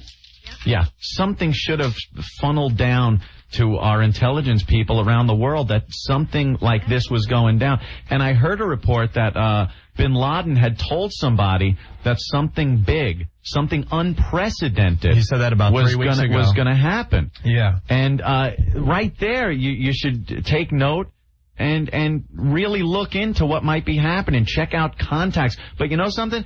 I don't think our intelligence agencies have the contacts that we used to. It's a different world now, and now plan B and figure out how we can make it safer. They're our own planes, for God's sake. All right. Anything else? No, that's Danielle? about it. Okay. All right, guys. Well, thank you. Talk to you later. All right. Bye. Ben, who do we got? Let's go to Steve here on line 8. Steve. Where's Steve coming? He's from New York. Hey, Steve. What's up? I'm in Long Island, man. I'm bummed. Yeah. I have a friend that works on the upper 90s in Building 2. You heard from him yet? No. Nobody's heard from him. His family called St. Vincent's. They haven't heard anything. And it's mayhem. It's mayhem. And, I'm sitting in my house. I wanted to go out and beat the hell out of somebody. Yeah, but it's an anger. You have nowhere to work it off, I don't want to get into what I almost did, but you know what I just kind of thought of? The only positive freaking thing I can do is I'm going to give blood, man. I was watching the TV. They're saying how they're low on blood. Well, they're saying anyone in the New York area, if you're near a hospital, to give blood. Yeah, it's the only positive thing that I can possibly think to do right now. Or I'm going to do something, that's just until I find out. It's just like a waiting game, and you're right. It's a waiting game for, everyone. I finally got, some good news because we had some people in my family in that area, and we finally, hunted them down. But there are thousands upon thousands of people out there still trying to get in contact with people that either work in the building, work near the building, and they still don't have an answer. They just don't know where these people are. They're not going to have one for a while. It's chaos. It's a war scene. Plus, the phone service in the New York area, it's almost impossible to call someone in New York.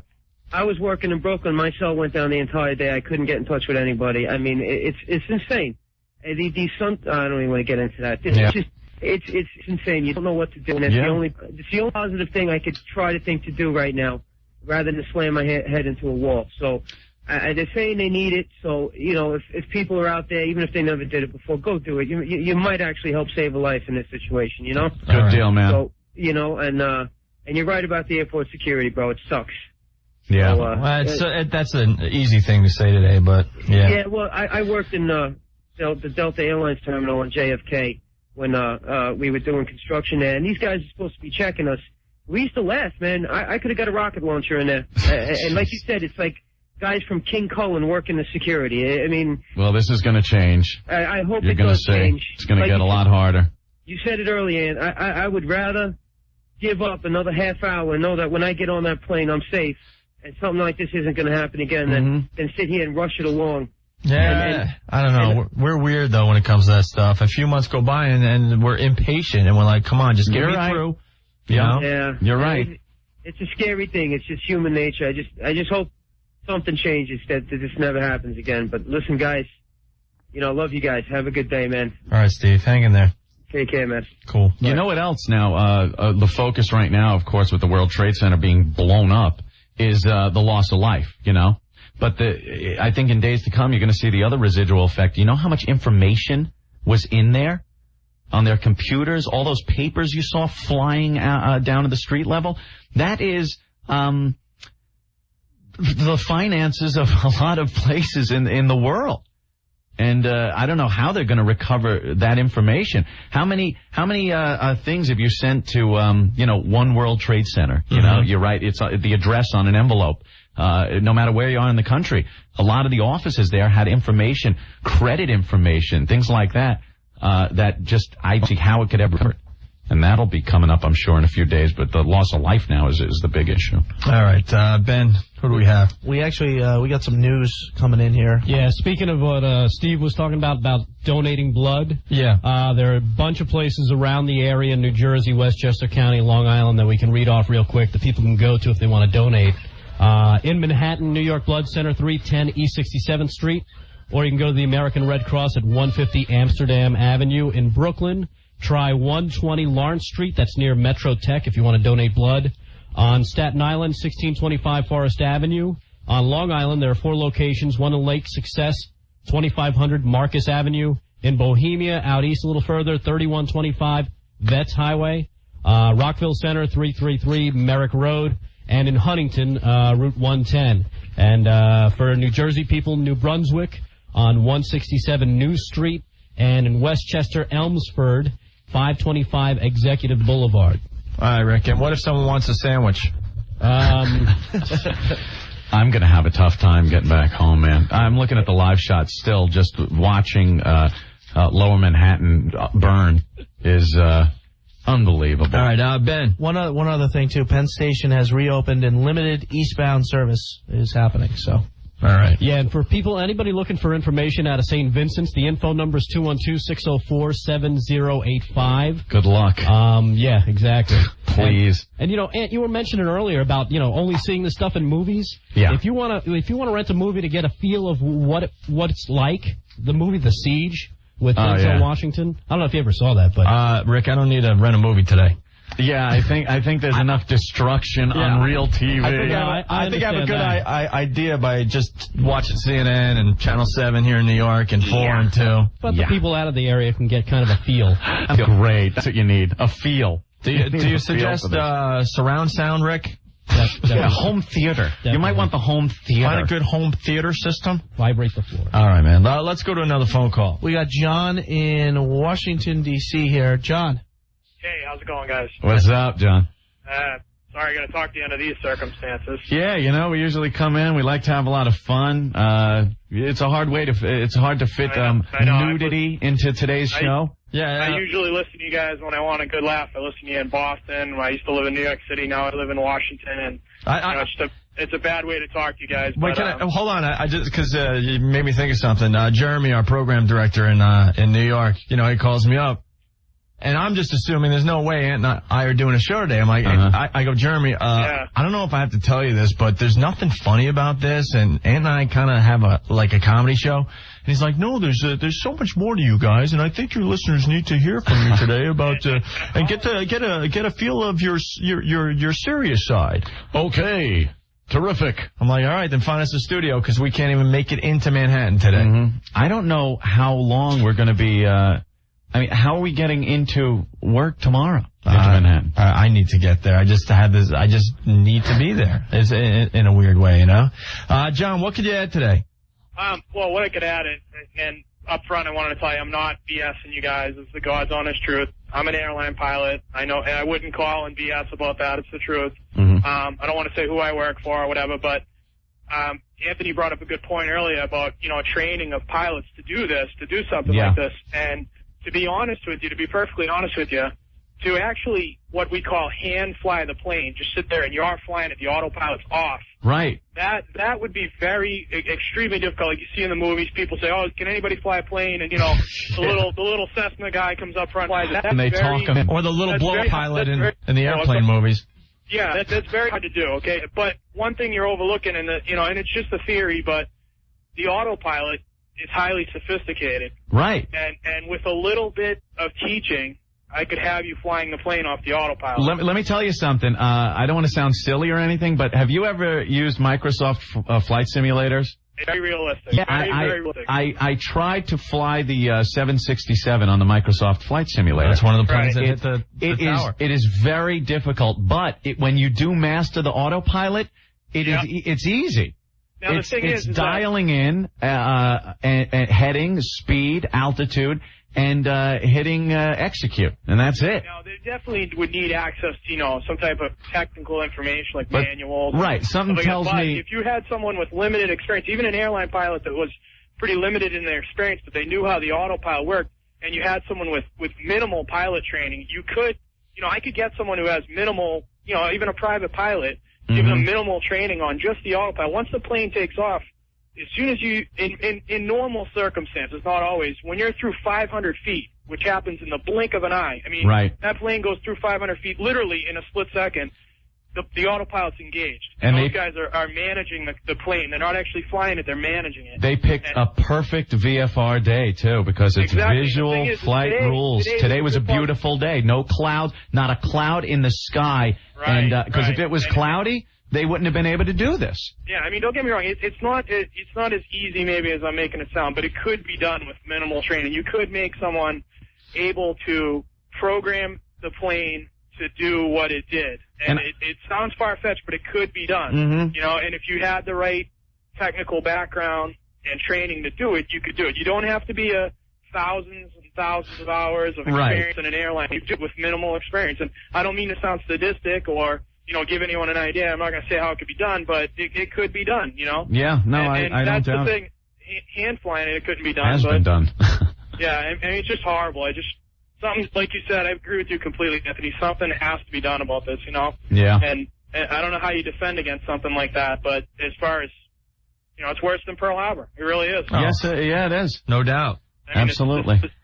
Those guys were military, and unfortunately I feel sad for them, and my heart goes out to their family. They signed up for it. These innocent people on this plane and, in the World Trade Center, they didn't even sign up for any of this. They were casualties of war. They're showing us something on CNN right now from FlightExplorer.com, the path that the plane took when it takes the sharp left turn to head toward New York City. Yeah, they have United Airlines 175 leaving Boston and American Airlines 11 leaving Boston, and how they took their individual routes to the World Trade Center. Oh, really? Yeah, one of them, it was going to L.A., so it was just doing its western course, turned sharp south, and hit the World Trade Center. Yeah, the other one went over Jersey, circled back in like a fish hook, and came in from the other side. Yeah, here it comes again. The thing that's tough is that, they probably, if they hijacked the plane initially right after it was out of Boston, again, it's all speculation, but if they did it right, let's say they got up to altitude, boom, they hijacked the plane. They tell these guys, take me to New York City. Well, the pilot's not going to necessarily say, no, I'm not going to take you to New York City. I mean, they would probably comply with that and do that. But then the point comes where there's going to be a point, like everybody's saying, none of us would deliberately fly a plane into a building. Right. I mean, if they put a gun in my head, I'd say, go ahead and shoot me because I'm not going to do that. Yeah, you're better off just ditching it into the water or something and seeing what happens there at the last minute. The point is, even if they got it pointed in the general direction, then they, realize what these guys are going to do, and if they, took out the pilots, which they most likely did, at that point, they have to have some kind of knowledge of how the systems work to get the plane to do what it did, Well, hopefully there's some clues on the black boxes and the ground communication to who these people were. Yeah, I think that will give them a tremendous amount of information, because even if they, obviously these guys who did it, these people who did it, they're not going to talk to controllers anymore. They're just going to do what they want to do, head to New York City. Right. The thing is, there's still the cockpit recorder. Even though you don't have a microphone on, the cockpit's picking up all the talk in there. It can pick up, as loud as it is in a cockpit, it can pick up a tremendous amount of background noise. You can literally go up there and you could, you pop a can of soda in the background and it'll hear it. It'll hear that happen, and they can filter it out, and hey, they might not know initially, well, what is that? But they can filter it out and figure out, hey, this is, the guy popped a gun open or did something, and so they'll definitely get a lot of information out of that. But I mean, I just wish you could have, like you said earlier, get some intelligence to stop it, because it's just, unfortunately, the security, I wouldn't say it's as bad as people make it out to be. It does have loopholes like any security system would. Yeah, but I think they got to look in other places. They do. I mean, you could become like El Al, the Israeli airline. The guys have Uzis when they check you in. Hey, you know something? I got no problem with the right people having weapons. No, I don't either. I mean, I don't have a problem with that either. But it's, Opie brought up a good point earlier. He said, when it comes down to it, we're human beings. What's going to happen is if you put all these steps in, okay, it takes 2 hours to check in at an airport. No one would put up with that. I'm sorry. Yeah, I mean, exactly. initially, of course. 10 years over, like, people sit there, I see it every day. People sit there and say, oh, the airlines, look at the news. Every night they're bashing the airlines. Oh, delays, oh, weather, oh, this and that. The people want change in the airlines. When you try to make change, they fight you the whole way, Convenience and speed, I think would work, but people are going to say, oh, no, 2 hours, we're just down to a half hour or whatever, when I came back from Athens, I got all this to go with. We were in a really long line for customs, and people were losing their effing minds, and it only took maybe 20 minutes, and I was even annoyed, and they were able to get hundreds and hundreds of people through within 20 minutes, and people were still yelling and screaming. You could call up my girlfriend. There was a fist fight online because everyone was just irritated. They just had a really long flight, and they just wanted to get through customs and get home. And they could care less who's in front of them trying to get into the country. What their intentions were. All they wanted was to get through that customs line as fast as possible. And people were stomping on the floor, getting frustrated because one of the custom agents was taking a little more time on the person in front of them. That's what we do as human beings. Yeah, and that's the thing. I've seen people get mad because we're out of soda. And they throw a hissy fit. You almost have to threaten them with the police and security when you land at the next airport. Hey, what kind of plane you fly? Well, I used to fly turboprops and moved up through a lot of different things. Right now I fly a larger turboprop, and that'll kind of narrow down who I fly for if I tell you that, if anyone knows who's listening. But I don't fly anything huge. It holds about 30 I was people, wondering if you flew one of those that were used today. No, nothing like that. But I've been in simulators like that, and I have friends that fly stuff like that, and I've been there before, and I ride in the cockpits all the time. I know what it's like, and I know that they're all the same. A plane's a plane is a plane. They get more complicated as they get bigger, but the basics are the same. You have the same 6 instruments in every plane, whether it be a Cessna all the way up to a 747. A plane is a plane. If you can fly one, you can fundamentally fly them all with some additional training. I don't mean to, downplay what an airline pilot does. It takes thousands of hours and years of training to get the proficiency they get. Well, they were trained in some way, but right, exactly. Hopefully we'll find out more and whatnot. Hey, thanks a lot, man. Okay, guys, take it easy. All right, John, thanks. All right, bye-bye. Cool. Damn. Who's on 11? Wait, 1 second, too. We also have a couple lines on that are free on the national, 866-277-4. Okay, cool. And go to Danny here. Danny. Hello, how you doing, guys? Hey, where are you calling from, Danny? Queens, New York. Right on. All right, listen, guys, can we get serious for one moment here? Like we haven't been? Yeah, but I don't know how to say it, but anyway, this is the way I see it. I mean, don't you guys think that it's sort of United States' fault for these idiots who did this to us, guys, listen to me. I'm sorry, I'm not defending anything that they've done. First of all, I just want to say that my heart goes out to all those victims. What are you trying to say? It's the United States' fault for no. Okay. Get there. All right, hold on a second. I'm getting there. This is what I'm saying. I'm saying United States messes around with so many countries. Yes, we're number one. New York City. Yes. Hold on a sec. Yes, New York City is number one. Yes, we're the number one nation and everything. We're the best, right? Yeah. Therefore, everyone hates us, right? Yeah. Okay. Therefore, people want to do harm to us. Now, what if we were number one and we weren't getting involved in so many... I don't think you'd get an argument from many people that I would love if we could just mind our own goddamn business and be the country we are without having to police the world. For some reason, we are policing the world. Yeah, for some reason that fell in our lap. Right. For some reason that fell in our lap, and people look to the United States for leadership and guidance and whatnot. But as far as the Middle East goes, which is just a hotbed of trouble, I don't think we should have anything to do with it. Could we support Israel? Yeah, fine. It doesn't mean we back everything they do or every opinion they have. I understand. And they want to duke out with Palestinians or land. You know, we just look at the World Trade Center is no more because of a land argument that's been going on for some time. I don't think we want to be part of that. I don't think you'll get an argument. But as far as it being our fault because we're in that position, no. Okay, I'm not gonna listen to that. Hang on a second.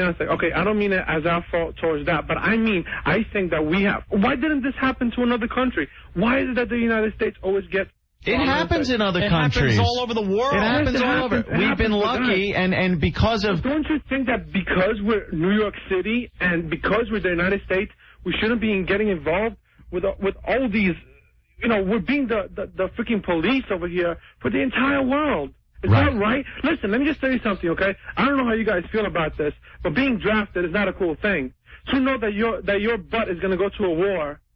Okay, let's get down serious over here, right? You know, everybody's talking about, let's go attack. But think, sit down and think. If you get called, if that phone rings, and you know it's the president, let's say, right? And he tells you, hello there, you know, pick up your bag. All right, Danny, let's move on. Hey, thank you, man. Danny from he's like going nowhere. Danny from Queens, thank you. Here's a good one on DC. I was falling asleep as he was talking. I'm sorry. You guys, we're trying to get through a lot of phone calls today, and we'll accept all opinions and we'll debate you a little bit, but you got to get right to your point, all right? Yeah. Please. Who's next? Allie from DC. Allie? Hey. What's Ali. Up, maybe it's Ali. Hey, Ali, yeah. Ali, what's up? Nothing much. I'm just down here. I'm right in Georgetown, and they've got F-16s flying all over and stuff. It's the only planes you'll see in the sky now are military. Yeah, I know. I heard a roar, and I was looking up. I was like, "What's that?" You know? How insane is that? That's something you don't see every day. Did you ever in the Georgetown area? It's like in the '60s when the military riots and stuff. You know. If you asked any American yesterday, do you ever think we get to a point where, because of events, no planes would be in the skies and F-16s and various other fighter aircraft would be over Washington and New York defending its airspace? Crazy. You'd be like, yeah, well, what movie are you watching? Yeah. Right. And all of a sudden now it's reality. This morning.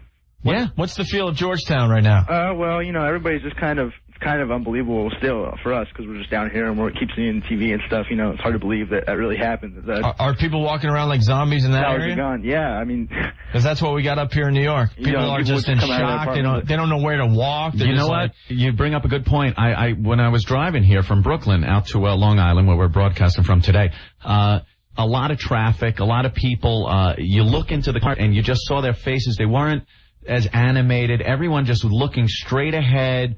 Very solemn. And you know me, I'm a maniac, and I don't like people in my way. I don't like being effed with on the road. And there were a couple of instances where I would have blown the horn and just flipped the bird. All of a sudden, it wasn't that important. You know, I was driving, and everybody was letting other people in and just kind of, you didn't want to be bothered. It wasn't that important. It's funny you say that, though, because we've been talking about, humans not having patience with the, airport security and all that. Yeah. Here on Long Island, they closed down the Long Island Expressway. Mm-hmm. Westbound, yeah. Which is just insane if you live in this area. It's just, you can't even function on Long Island without that road. When it's open, it sucks, and people are in traffic for days, right? Yeah. So they have cops on all the entrance ramps and the exit ramps, and as I'm heading to the studio on Long Island, I see people arguing with the cops. Like the expressway is closed, and they're arguing like, no, I have to go that way. And it's like, no, there's something a little more important than you today, and, help us out.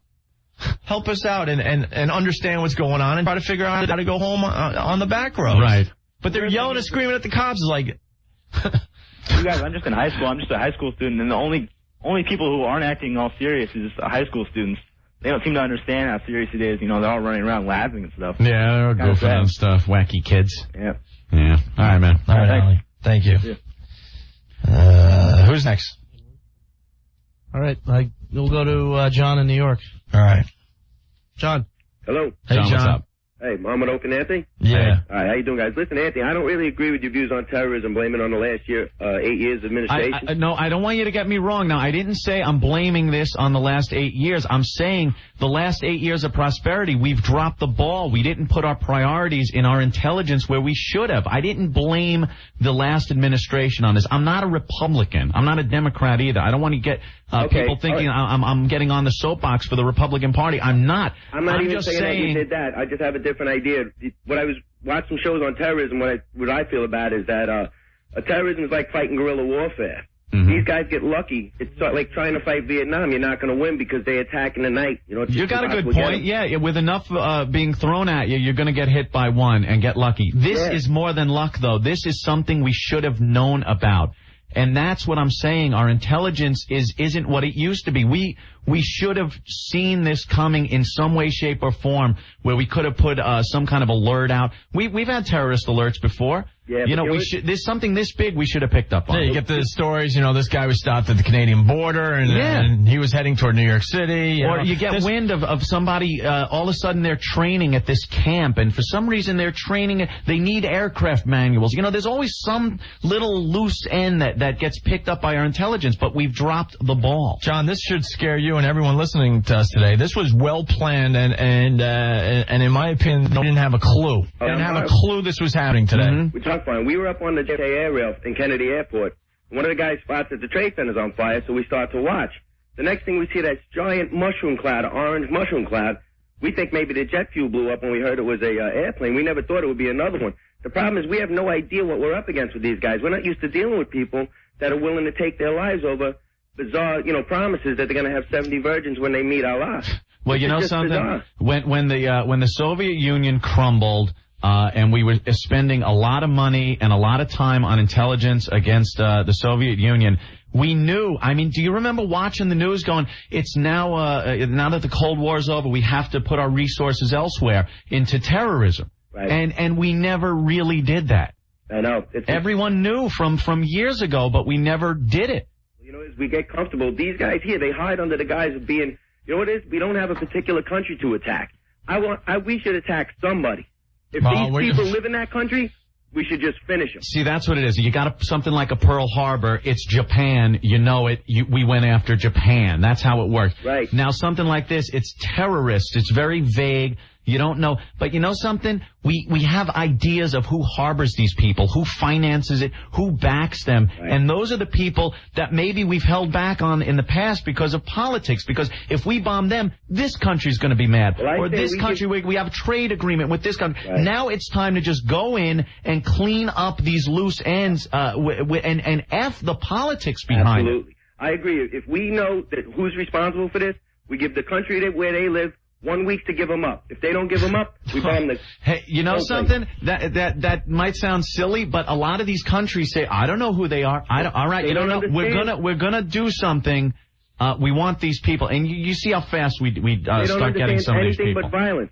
There becomes a time you have to sit a plate and behave the way they are. Have to fight back with violence. There's nothing we can do here. We can't be diplomatic anymore. We have to demand these people be given up, or we go and we wreck the whole place. I don't care how many countries we piss off by doing this. They're going to have to live with it because... They don't have to go. I work in this city. This is where we live. My wife, I have 2 kids, we're horrified. I got the windows closed because I'm afraid of anthrax blowing around over here. That guy's really right about the asbestos. That stuff gets airborne, it'll take months for it to come back down. Much less people walking into their house covered in all sorts of powder. People don't realize what we're up against here. And the horrifying thing is this had to be perpetrated by people living in our own country. You know, and people have to be aware. I don't know about that, living in our own country. Well, they're established. These communities are established. This is very, very deep warfare. These people are way, way, way undercover. Oh, yeah. No, I know that. Yeah. But obviously they're here on a mission from another country. Absolutely. You know, it's not like a Oklahoma City bombing where it's some... Yeah, it's just a very... You know, I was working at that Trade Center. A Murray Street sign and an airplane engine. A piece of a turbine from an engine in the street. Well, I was there the last time. We responded to that last explosion at the Trade Center. And just like you said, I agree with you on the point. I walked in there. I saw a few floors exploded out of the parking garage. But afterwards, I was laughing. I said, these guys couldn't even take us down. You know, we're the most powerful country. Not only one, I think once the first airplane hit the first thing, everybody just must have said, oh, wow, that's unbelievable. They'll never have the, you know, guts to go crash another one into it. Once they go after the Pentagon, this is psychotic. They must realize once and for all that this is backed by some form of government. Nobody could have this well of a, this big of a plan instituted this well unless they were letting people fly these planes in that country. Right, a little practice, a test flight. You need a base of operations. They let them fly the planes around the country so they're prepared for this. Exactly. You see these kids jumping for joy, handing out candy. I know. And the Palestinians, how happy they are that we have people stuck under thunder. I could only hope we see crying women over their dead children in another country that we bomb, because I'm horrified. And you could say it's like, oh God, it makes us just as bad as them. Good, I don't care at this point. It's gotten to that point. You got to do something, and it's got to stop. We gotta respond to this in a way that will clean it up and take away their resources and power to do this to us. Country 1 week. Tell Yasser Arafat you got a week to hand these guys over. If you don't, then you're just going to suffer the consequences. No ground war. Don't send any of us over there where we're going to wind up getting killed like Vietnam. Just light the place up like Desert Storm. All right, John. Thank you. Take it easy, guys. Goddamn, 2 countries arguing over a piece of crap land, and we got to get dragged into it. Unbelievable.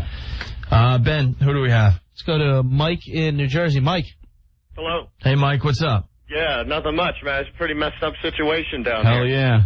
We weren't expecting to do this type of show today. Yeah, I can barely hear you guys. How's that? I don't know. I don't know if it's your phone or it's the lines or something. What do you got? We're in like 2 different studios. Whatever. What do you got, Mike? Well, I'm just saying, Mike, that's not my real name, in case anybody is listening, that I don't want to hear me. But we've got a pretty messed up situation here at the base because we don't have enough people to carry out our job. The base?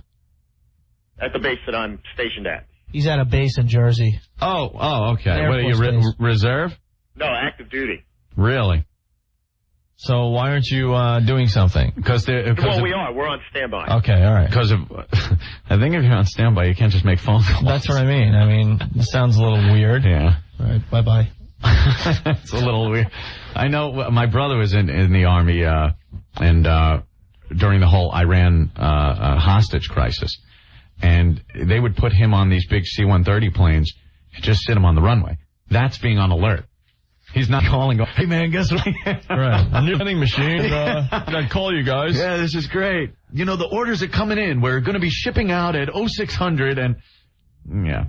All right. Should we take a break? Do we have anyone on hold that we need to get to, Ben? Rick?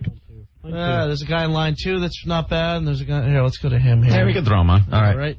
Dennis in New York. Dennis. You. Hey, Dennis. What's up, man? Guys, first up, I'm numb. I'm numb. I mean, everybody says you don't understand the gravity of it until you see it, and it's just... I just went over the 59th Street Bridge not too long ago, and just you don't see the towers anymore. It's shocking. Yeah, when you see something that huge and then it's just gone and it was blown up, it's amazing. I was on, and this is no BS, I would not even joke about this. I do communications, and I was on 5th Avenue walking up, and I saw and heard the first plane go over 5th Avenue, and they were tree-topping it. They were just barely over all the buildings, just going straight down Midtown.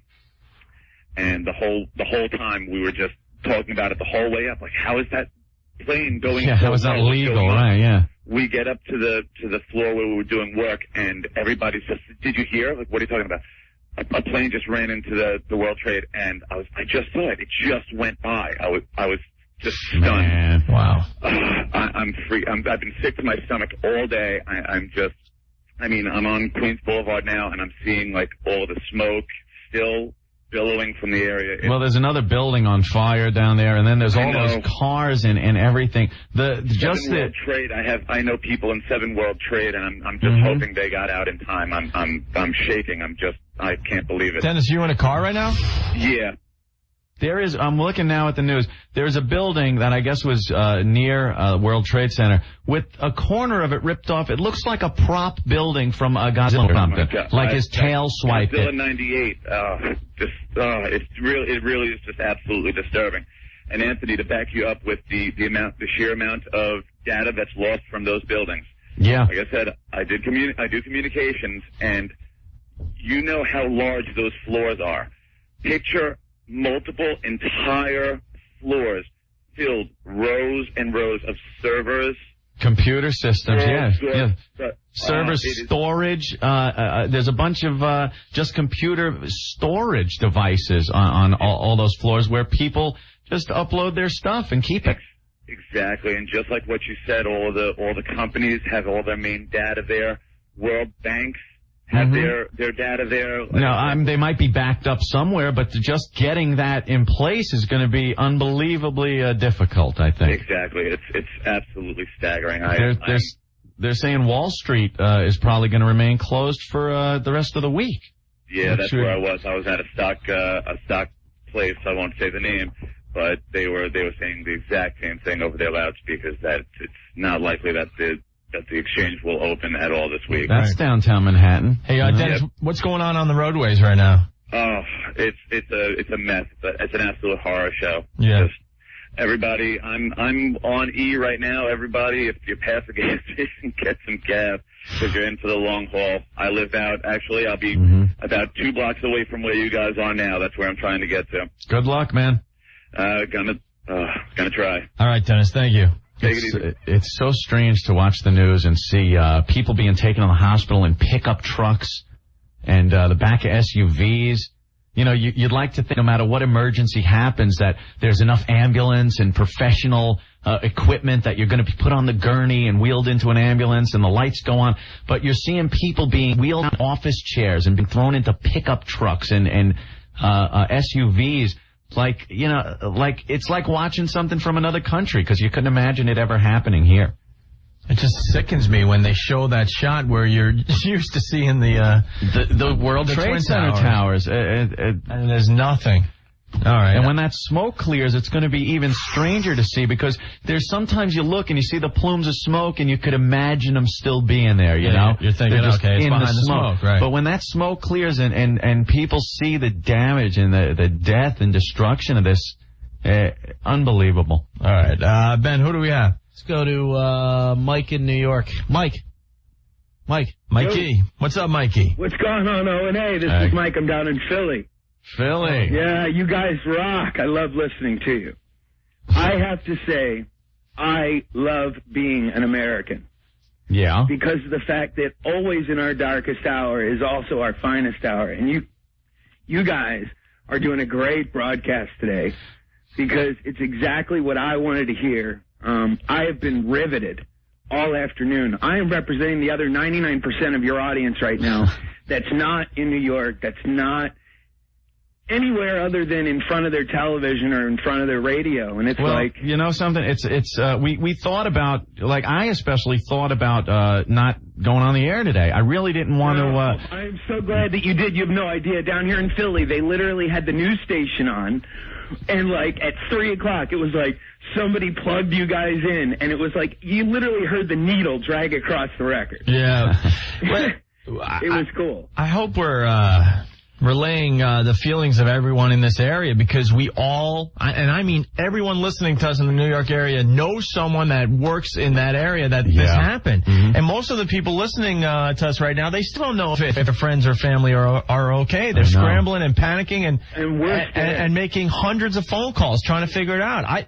It took us 3 or 4 hours for my personal for the people I know. Hold on, this just in, 47-story building 7 at World Trade Center collapsed. Just collapsed. What? Yeah, that's what I just saw. Yeah, number 7, according to 1010 Wins, that was I just on fire saw it. Now it's collapsed. Just saw it on the news. There it goes. If you're watching ABC, the ABC affiliate here in New York. No, we got it on Channel 2. Oh, my God. Holy S. They got footage of another building collapsing. It's like those specials where they show the buildings imploding. I just watched it live. How many stories was that, you think? 20, 25 stories, maybe? Jesus Christ. So Mike, you're listening in Philly. So Yeah, man. You know, it's we all know someone that is unbelievable, directly affected by this. I feel frightened in my own home right now. I mean, like, you have no idea. It's like, you know, I'm trying to think of what I can do first. 47-story building just went down. That was 47 stories high. 47-story, huge I was complex. just there. I got pictures of my fat butt standing in front of the trade center. I was collapsed. just there. All right. Well, thank you, Mike. Did we lose Mike? You know, I faded Mike down. And another huge plume of smoke coming off of Manhattan from that building 7, 47 stories collapsing.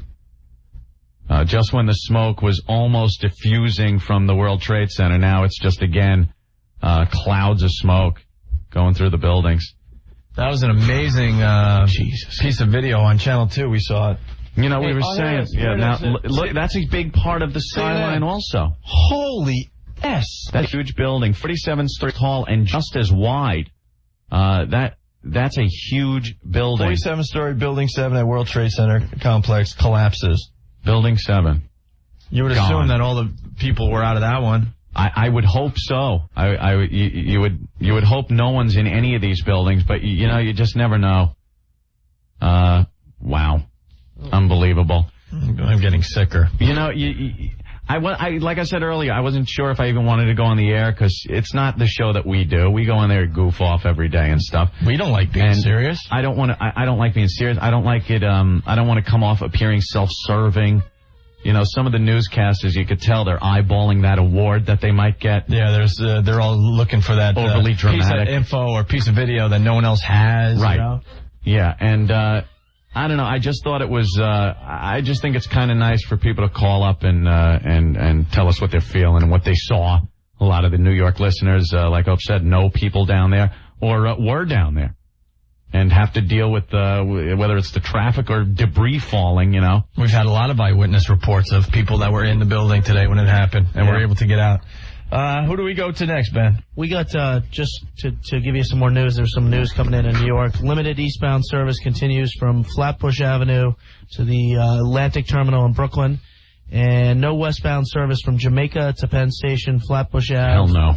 And Hunters Point. Just some breaking stuff here in New York. And for anybody listening in D.C., the D.C. area definitely needs blood. You're being asked to call if you're an eligible blood donor. Everyone needs blood. 1-800-GIVE-LIFE. That's 1-800-448-3543. And some more information coming in from the roadways. All the bridges and tunnel facilities are open primarily only to outbound traffic. Right. That's the Verrazano, Throgs Neck, Whitestone, Marine I think Parkway. we know that. We know all this information by now, Rick, but thank you. Just delivering it as they hand it to me. I don't think anyone's going, I think I'm going to go catch a show tonight.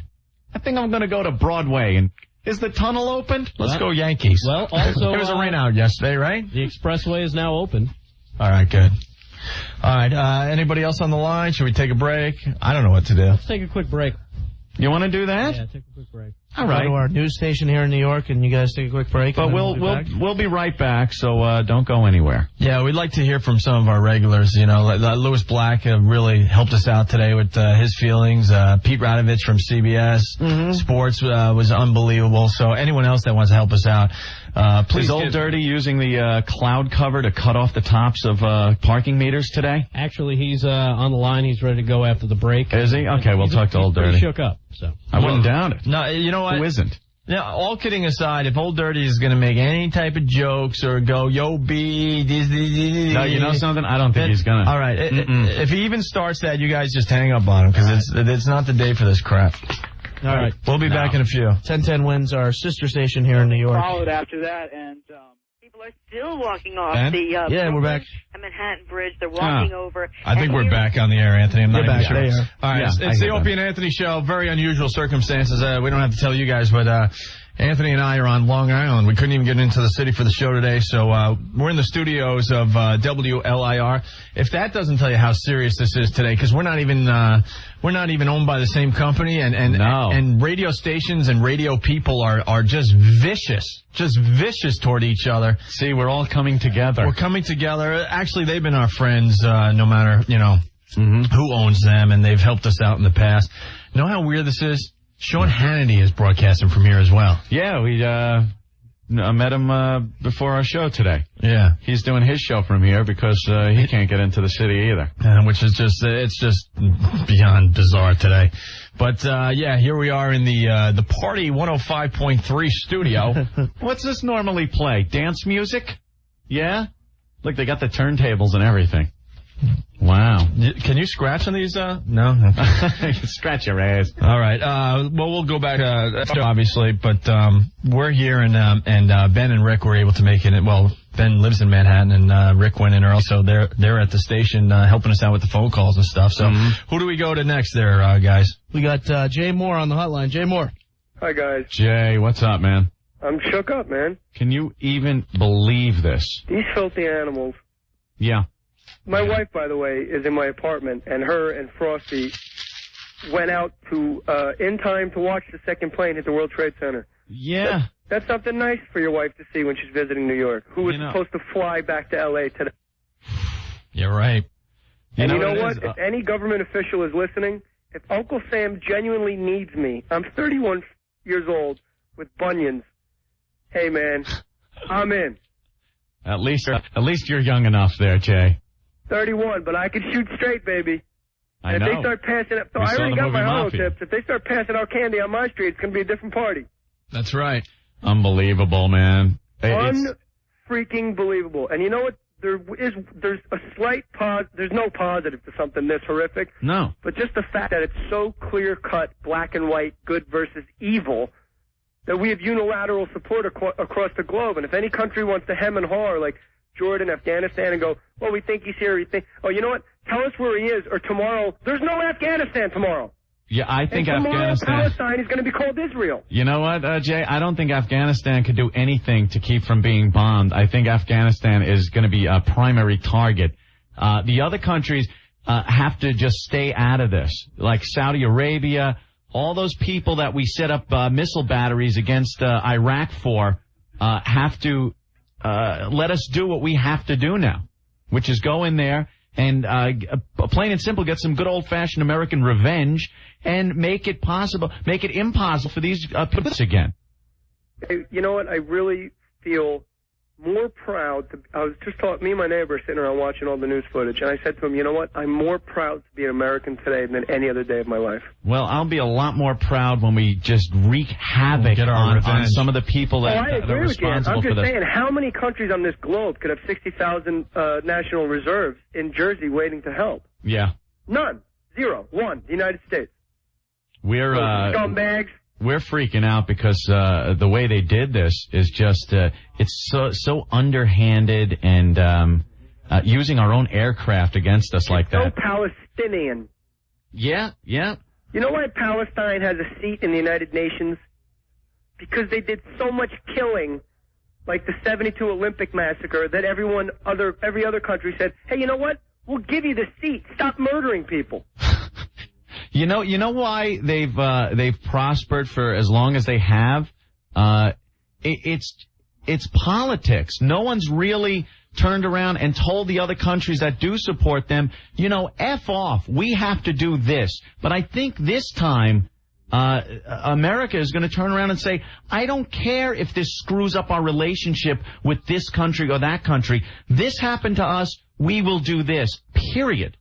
And hopefully, that good comes out of this. I think every American feels deeply disturbed. It's pissed off. Personally afraid and helpless, which is not like a Vietnam or an embassy bombing all the way in Africa or on another continent. The World Trade Center is gone. I'm looking at my living room floor right now, and they're the same. It's the same. It's flat. It's gone. Yep. How many times you flown out of Boston to L.A.? I've been on that flight 3 times this year. How scary is that, man? It's scary that my wife was supposed to fly back today, and I'd be down in a Palestinian section just randomly beating people with a bat right now. It's frightening, man. How about the Hamas, the religious lunatic brains, saying, we have nothing to do with it. We blame U.S. policy. Well, we did it. Well, you know something? They're going to get another dose of U.S. policy that I think is going to be a little worse than the policy we've had with Israel and Palestine. And don't think Uncle Colin, don't think his ass isn't rubbed the wrong way when they took out the Pentagon. Uncle Colin, how good does that little soft shoe he did with the Chinese look and the treaty Clinton signed with the North Koreans who have nuclear capacity? It all looks good for us right now.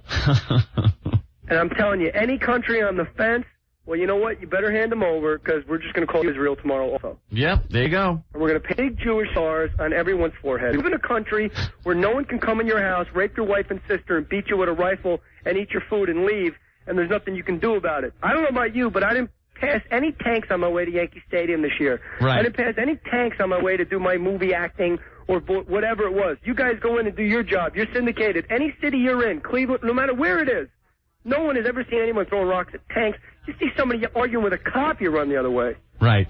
And they're jealous. These dirty, filthy animals are jealous because they live underground. They eat camel crap for a living, and they just can't stand that the quality of life here is so unbelievably fantastic that the only way to cut us is to take out. We're talking Vietnam casualties, guys. There's 50,000 people in that building. Granted, they had an hour and a half to get out of there. I hope Vietnam was 10 out. years in the jungle. Yeah.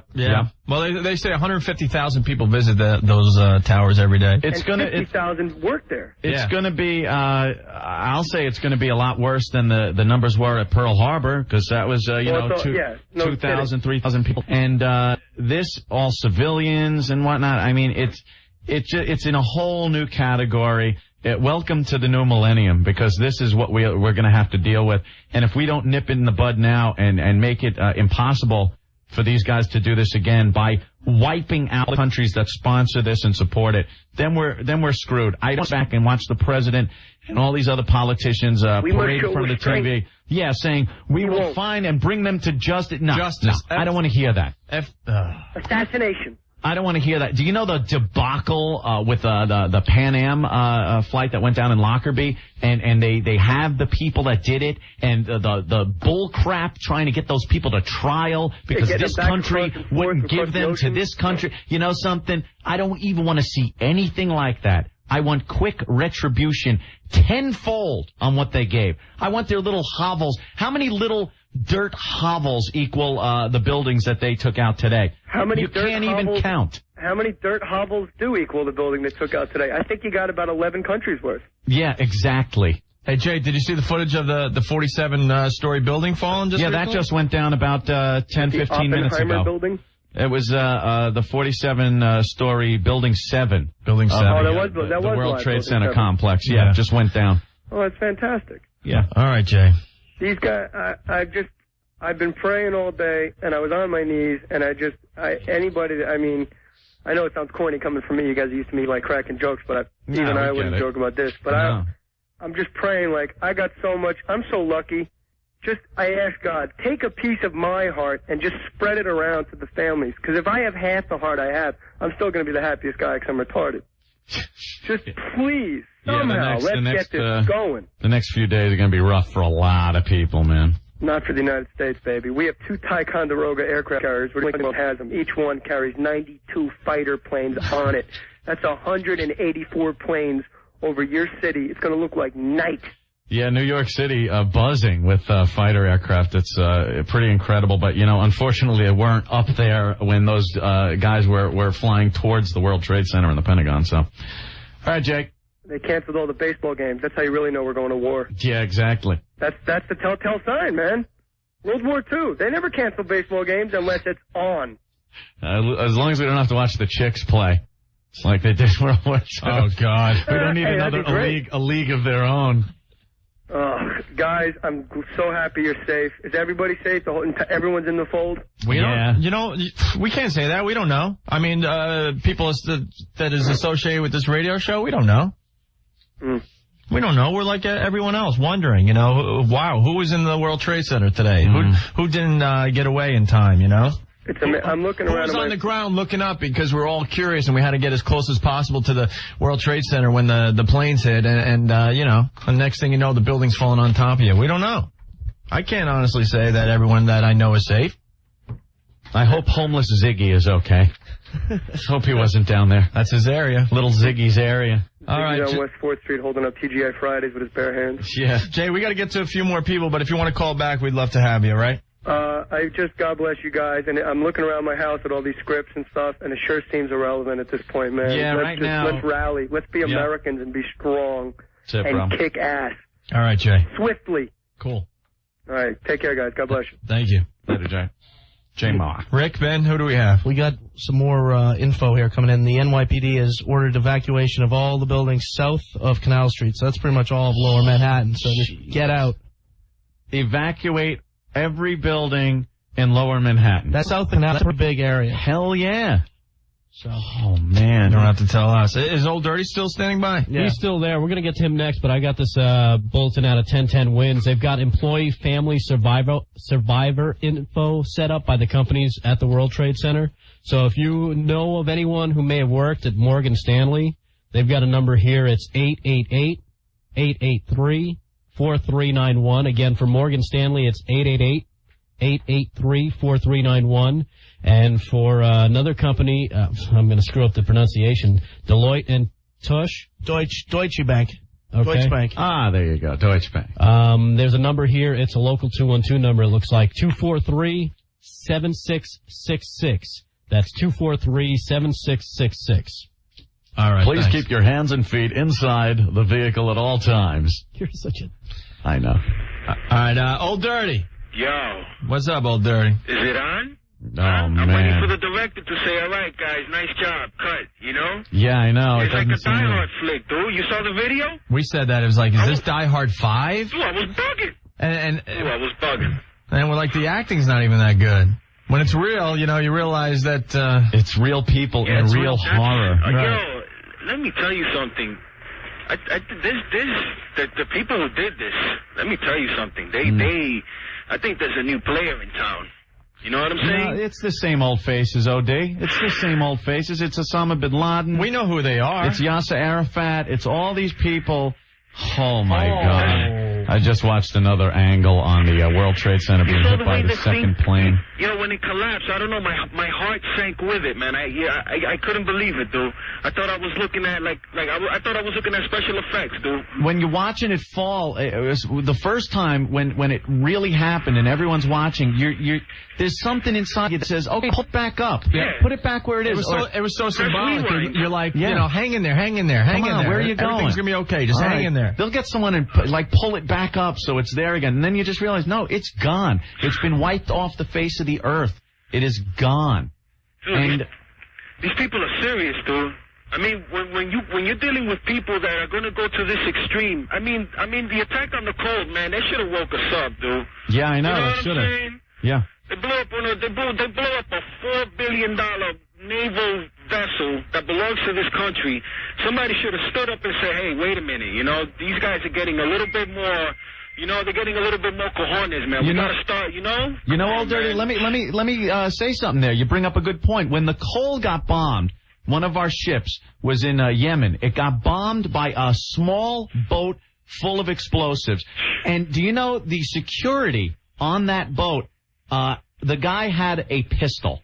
The security personnel were not at guns. They know Yemen was a terrorist sponsoring nation. They're in the Middle East, for crying out loud. But you know why there weren't people at the big guns on that ship? Because it was political. They didn't want to upset the people in that country because it was a port that helped us. And if we come in with our guns armed and ready to go, it might upset them. We got to get past the point of pissing people off or being afraid to piss these countries off. It's our own ass. It's American ass that's on the line here. And if we can't go into a terrorist sponsoring port with men at our guns, I don't know how we're ever going to combat this. How do you even start a mission in a country that's not going to let you? You know what I'm saying? Yeah. How you going to protect your interests and their interests? Because, you know this country, man, you got to pat it on the back. Go out there playing cop. You know what I mean? Yeah, we're too politically correct to help ourselves these days. We're too politically correct to come into these countries and go, it's a hostile country. We need to protect our ships. That's right. Dude. Yeah. I mean, you ain't gonna walk nowhere and not have something on you if you know you're in jeopardy of falling into some type of a catastrophe, dude. This is a catastrophe, dude. Oh, I got another angle. This one looks like from Queens. Wow. And they just show. Oh my God! Holy ass! Oh Jesus Christ! Channel 9 just showed an unbelievable shot. It's a guy sitting below the World Trade Center, and the plane flew right over his head and right through the building.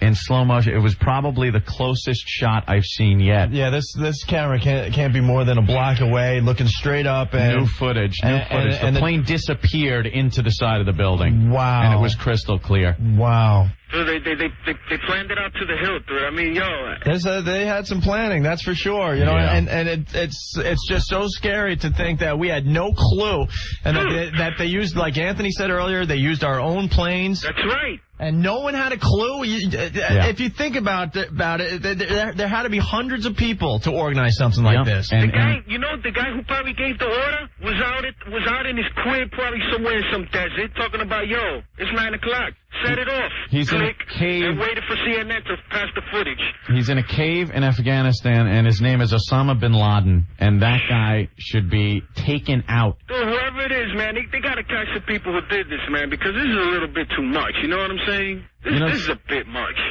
Somebody put up a policy, enacted a policy with this country that we don't assassinate people.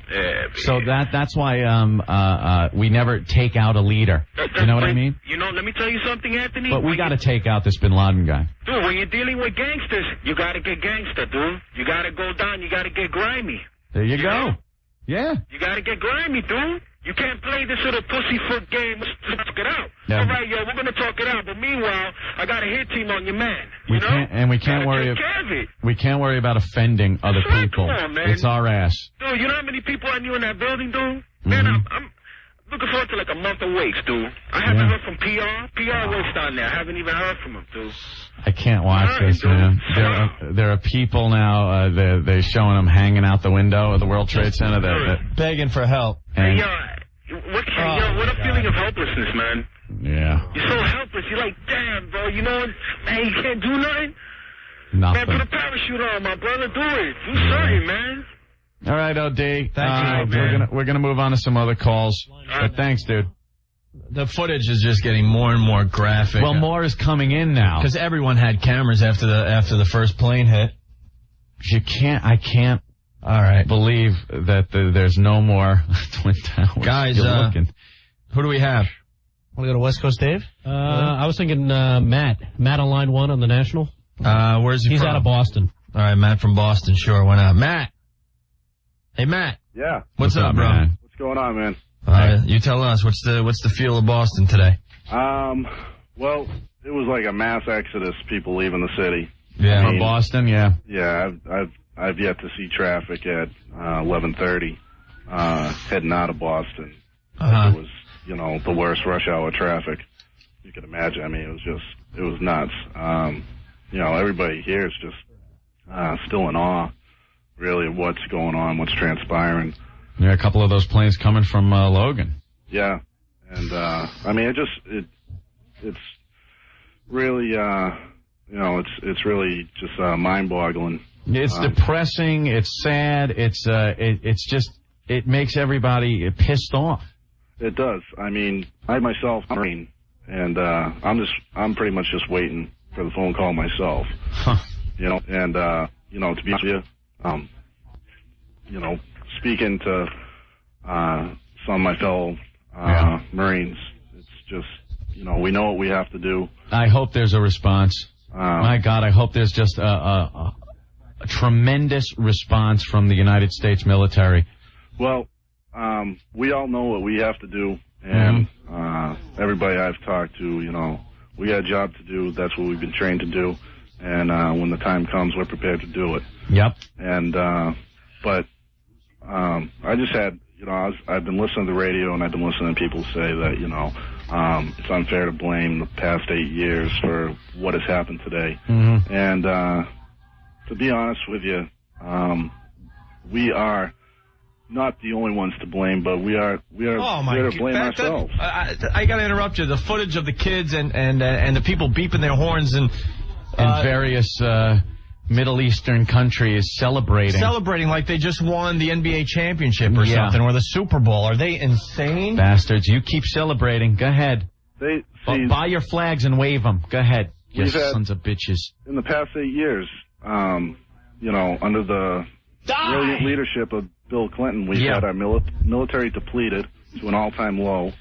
And we have no more military intelligence to let us know stuff like this is happening. He sat by while the Chinese were stealing our rocket secrets. He sat by when more espionage took place against the United States than in any other administration, even during the Cold War. He did. It was very nice. It was a lot of fun watching through the whole BJ episode with Monica. And sitting back, and the money was rolling in. I mean, the market was great. No real war to speak of, Little things flared up. Whenever we got bored, we'd bomb Saddam, and it was always fun and everything. But for 8 years, something had to have gone wrong that we didn't know about this, and it was during their watch. It was the American people losing sight of what was really important. We felt good about the way things were going, so you don't want to think about stuff like this happening, but that's what it was, and it wasn't just over the past 4 years that he started depleting the military and all that stuff. I mean, this started as soon as he took office. Okay, the military, there were military spending cuts, and I'm not blaming Clinton. But we're the American citizens, the American voters who reelected him are the ones to blame, because what did we do in response to the military spending cuts? We reelected him to a second term. Exactly. You know why? Because it all sounded great, all the money he wanted to pump into those social programs and stuff. When you don't have the society, the social programs aren't that good. When your buildings are being destroyed in front of your eyes, everyone forgets how important it is to be strong militarily and have the intelligence to make sure this doesn't happen. Anthony, this just in. Mm-hmm. New York City will be closed tomorrow. Yeah. No joke. They put a graphic up on all the TV stations. New York City will be closed tomorrow. New York City's closed. Not your local school. No. The entire city will be closed tomorrow.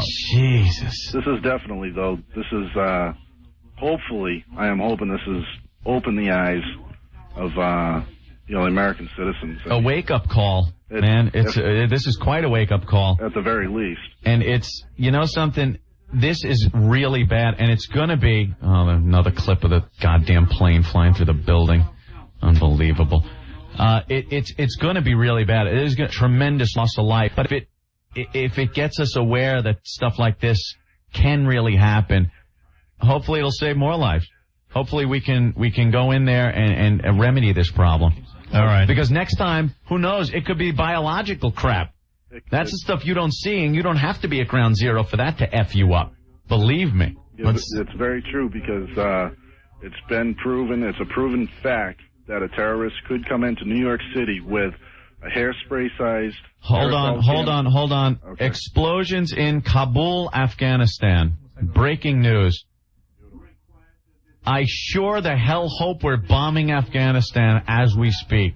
Wow. Oh, something's burning in Afghanistan. Wow, look at that explosion. Are you kidding? Because if we did it that fast, God bless America.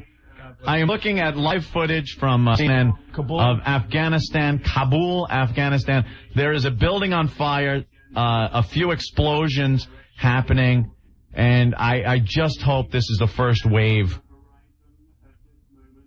Looks like he learned something from his pop. Right. Quick. All right, Matt. Yes. I want to thank Matt for calling the show. Why don't we move on to somebody else, Ben and Rick? Hey, guys, real quick on that Afghanistan stuff. It was unconfirmed reports that missiles were fired. Well, I'm looking at confirmed fire coming out of a building, Rick. And, a nice big explosion there. Unfortunately, they have crappy little buildings there. I wish they had a huge landmark building. Blow up their mosques or something. Sons of bitches. Okay. And who do we have next there? Ben, Rick? What do you want to go to? We want to go to, you want to go to Mark's brother? Yeah, Mark's brother watched the Boston news conference here about what they said about Logan. Tim. Hey, Tim, what's up, man? Tim from Boston. Yeah, I rushed back into Boston to get to Hardline because I was trying to get a hold of my brother, and they had the Massport. They had a Massport on, obviously, right after the bombing, trying to explain what had happened. And he's trying to say that, Logan is a safe airport, and we were following the correct procedures. But 2 planes drove into the side of a building today in New York City. So what I'm afraid of, and I've been talking to people, is how many different terrorist groups were on other planes that didn't take off today? Because they didn't just have 4 groups get on 4 planes and try to take off. That's what I was saying earlier. How many more were there? Whether, something got... You must have 50 groups on 50 planes and only 4 got off the ground. So we have all these guys still running around the streets of America. Whole tracer rounds coming up. That's from the ground, though. That's shooting at aircraft. We're watching live footage, CNN. I'm watching the same thing. It's Kabul, Afghanistan. There's some buildings on fire. Well, here we go. Is that a rocket? Rocket. Was that a rocket in? Yeah, it looked like a rocket exploded. There's tracer fire coming up from Kabul. There's some kind of bombing going on in Afghanistan as we speak. What else, Tim? Well, just the one thing. I was listening to that Marine. He's completely correct. I mean, we don't need to watch the Russians put, missiles in Cuba. We got to watch the guys who come into our own soil and steal our own planes and fly them into our own stuff. We were starting to feel safe. We let our guard down. Russia's no longer a threat. You stand on the East Coast and look at the Atlantic Ocean. There's a long way before you hit one of these hostile countries. Same thing with the Pacific Ocean. And we always assumed because of that we were safe. And we were from, there's no way a military aircraft loaded with bombs is going to fly across the Atlantic and penetrate airspace and bomb us. The same thing with the Pacific. We take our own planes, stuff that we take for granted, and fly over our head, and you don't even think twice about it every day. That's the real danger. That's the danger of this millennium. We're not in the day anymore of the Cuban Missile Crisis and things being so clear cut. This is a new kind of warfare, and they hit us hard with this one. The urban warfare is what it is. Yeah, it's some kind of guerrilla warfare that we're not used to dealing with, and we gotta refocus and start kicking some ass and nipping this stuff in the bud. All right, Tim, thank you. Yeah, okay, guys. Thanks a lot. You got it, bro. See you later, bro. Breaking news. I don't see enough burning in Afghanistan. There's not enough burning. I see one building on fire. I need more. I need more to make me feel better. I do believe more is on the way. I would hope so. All right, guys, who do we have next? We got Tacumbo. Where's he from? He's out of New York. What's up, man? What's up, Owen? Hey, Yonkers. what's up? You're from Yonkers? Yeah. All right. Yo, it's amazing. This just left me totally shaken. Yeah. I was watching CNN, and I don't think you guys reported this yet, but Barbara Olson, that famous reporter, she was killed. She was on one of the hijacked planes. Stop. Who? No, her name is Barbara Olson. She was very famous. She was the blonde-haired reporter you always saw on CNN. And she got famous during that OJ trial thing. And you always see her on CNN. She's always commentating on different things. Well, I can't confirm this. No, I'm telling you. I know. I gotta say, I can't confirm any of these stories. We gotta be really careful. Right. If her family's listening and you say that, I don't know. I understand that, but no, I wouldn't make that up. That's on CNN. They broadcast it twice. And I'm not making that up. She did die, and she was married to Ted Olson, who was a Solicitor General. He's still alive. She was on the hijacked plane. She snuck into a bathroom and got on her cell phone. Was she the one that got on the cell phone? Yeah, she called her husband twice, asking him, what should I do? But this is the most unbelievable part of it. Uh-oh, here it comes. She says that the terrorists, the hijackers, herded everybody back. There was no evidence of guns. They had cardboard box cutters and knives. I'm dead. Go look at it on CNN. They will repeat it again. I just can't believe that that's all they had. So she says on her particular plane, that she did not see any guns. They herded everybody back, including the pilots, which meant that the terrorists were able to navigate a 757 or whatever level plane it was. I'm sorry, 767, whatever plane it was. Well, again, I haven't heard any of this yet, but no problem. Well, please arm me and then report that. I'm just totally amazed. I just wanted that, no, for real, O&A. I don't know what else to say. I'm just... All right, man. We'll let you go, but thank you, bro. All right, no problem, man. Cool. All right, man. We can't confirm any of that, obviously. No. But, hey, guys, actually, to back up Tacumbo, we're getting a AP report just handed over that she was supposedly on this plane, and she is the wife of Solicitor General Theodore Olson, who argues President Bush's cases for the U.S. Supreme Court. Wow. So she is one of the missing from the plane. Jesus. All right, who else do we have on the line? Norton's checking in. We got Norton on the line here. Yeah, I hope he's not plugging a gig. Norton. Hey, Jim. Hey, boys. How you What's up, man? How you doing? The guy was talking about the Olsen woman. She said that she called in, I think, from the one that went into the Pentagon, and she said that they had, like, box cutters and knives. Box cutters and knives? No guns. No guns. She didn't mention guns. They may have had them, but that was what she saw, was box cutters and knives. Wow. She said they made everybody go to the back of the plane. I didn't hear what the rest of this guy's call was. I'm outside. Yeah. But I know I hope it's us that's bombing, and I hope we blow those back into the Stone Age. Yeah, Afghanistan, Kabul is being, something's happening there because there's big explosions, and I see at least one building on fire. Yeah, it's a pretty big fire. And there was some tracer rounds coming up from the ground there, so you can only assume that something's flying over. I would think it would be cruise missiles that we would send in now and not aircraft. So. If it's one of these nations that actually did it, you know what the problem? They underestimate the vengeance we're going to want. They think that we're just going to fall apart. Mm-hmm. And they have no idea how badly we are really going to want neutron bombs dropped on their countries. As Japan said a few people, I feel we have awakened a sleeping tiger. You know what I mean? Yeah. They do underestimate how we get when things like this happen to us. We might beat the living crap out of each other when we're at peace. We look to each other and races, fight, and everything like that. But when something like this happens, we just unite and have a single enemy. And you can only hope that we get some justice here. We will. And when you hear about the Pentagon or the White House, I mean, those are military targets. But to go after the Trade Center, which, especially at a time when you know it's all civilian. Symbolic target. They picked a military target and a civilian target and very visible targets. They probably could have done more damage crashing those planes elsewhere, maybe a nuclear power plant or something. But the symbolism that the World Trade Center is, that's what they were going for. And the good news is, I mean, they have obviously no military capability. It's all, I mean, it was very effective what they did, but they have obviously no planes they can send over, no effective weapons. So why send planes over? They got ours. Well, yeah, good point. We can do more damage in probably 20 minutes than they did all day. Well, I hope so. I hope it does take out and hurt some of the people that were responsible for this.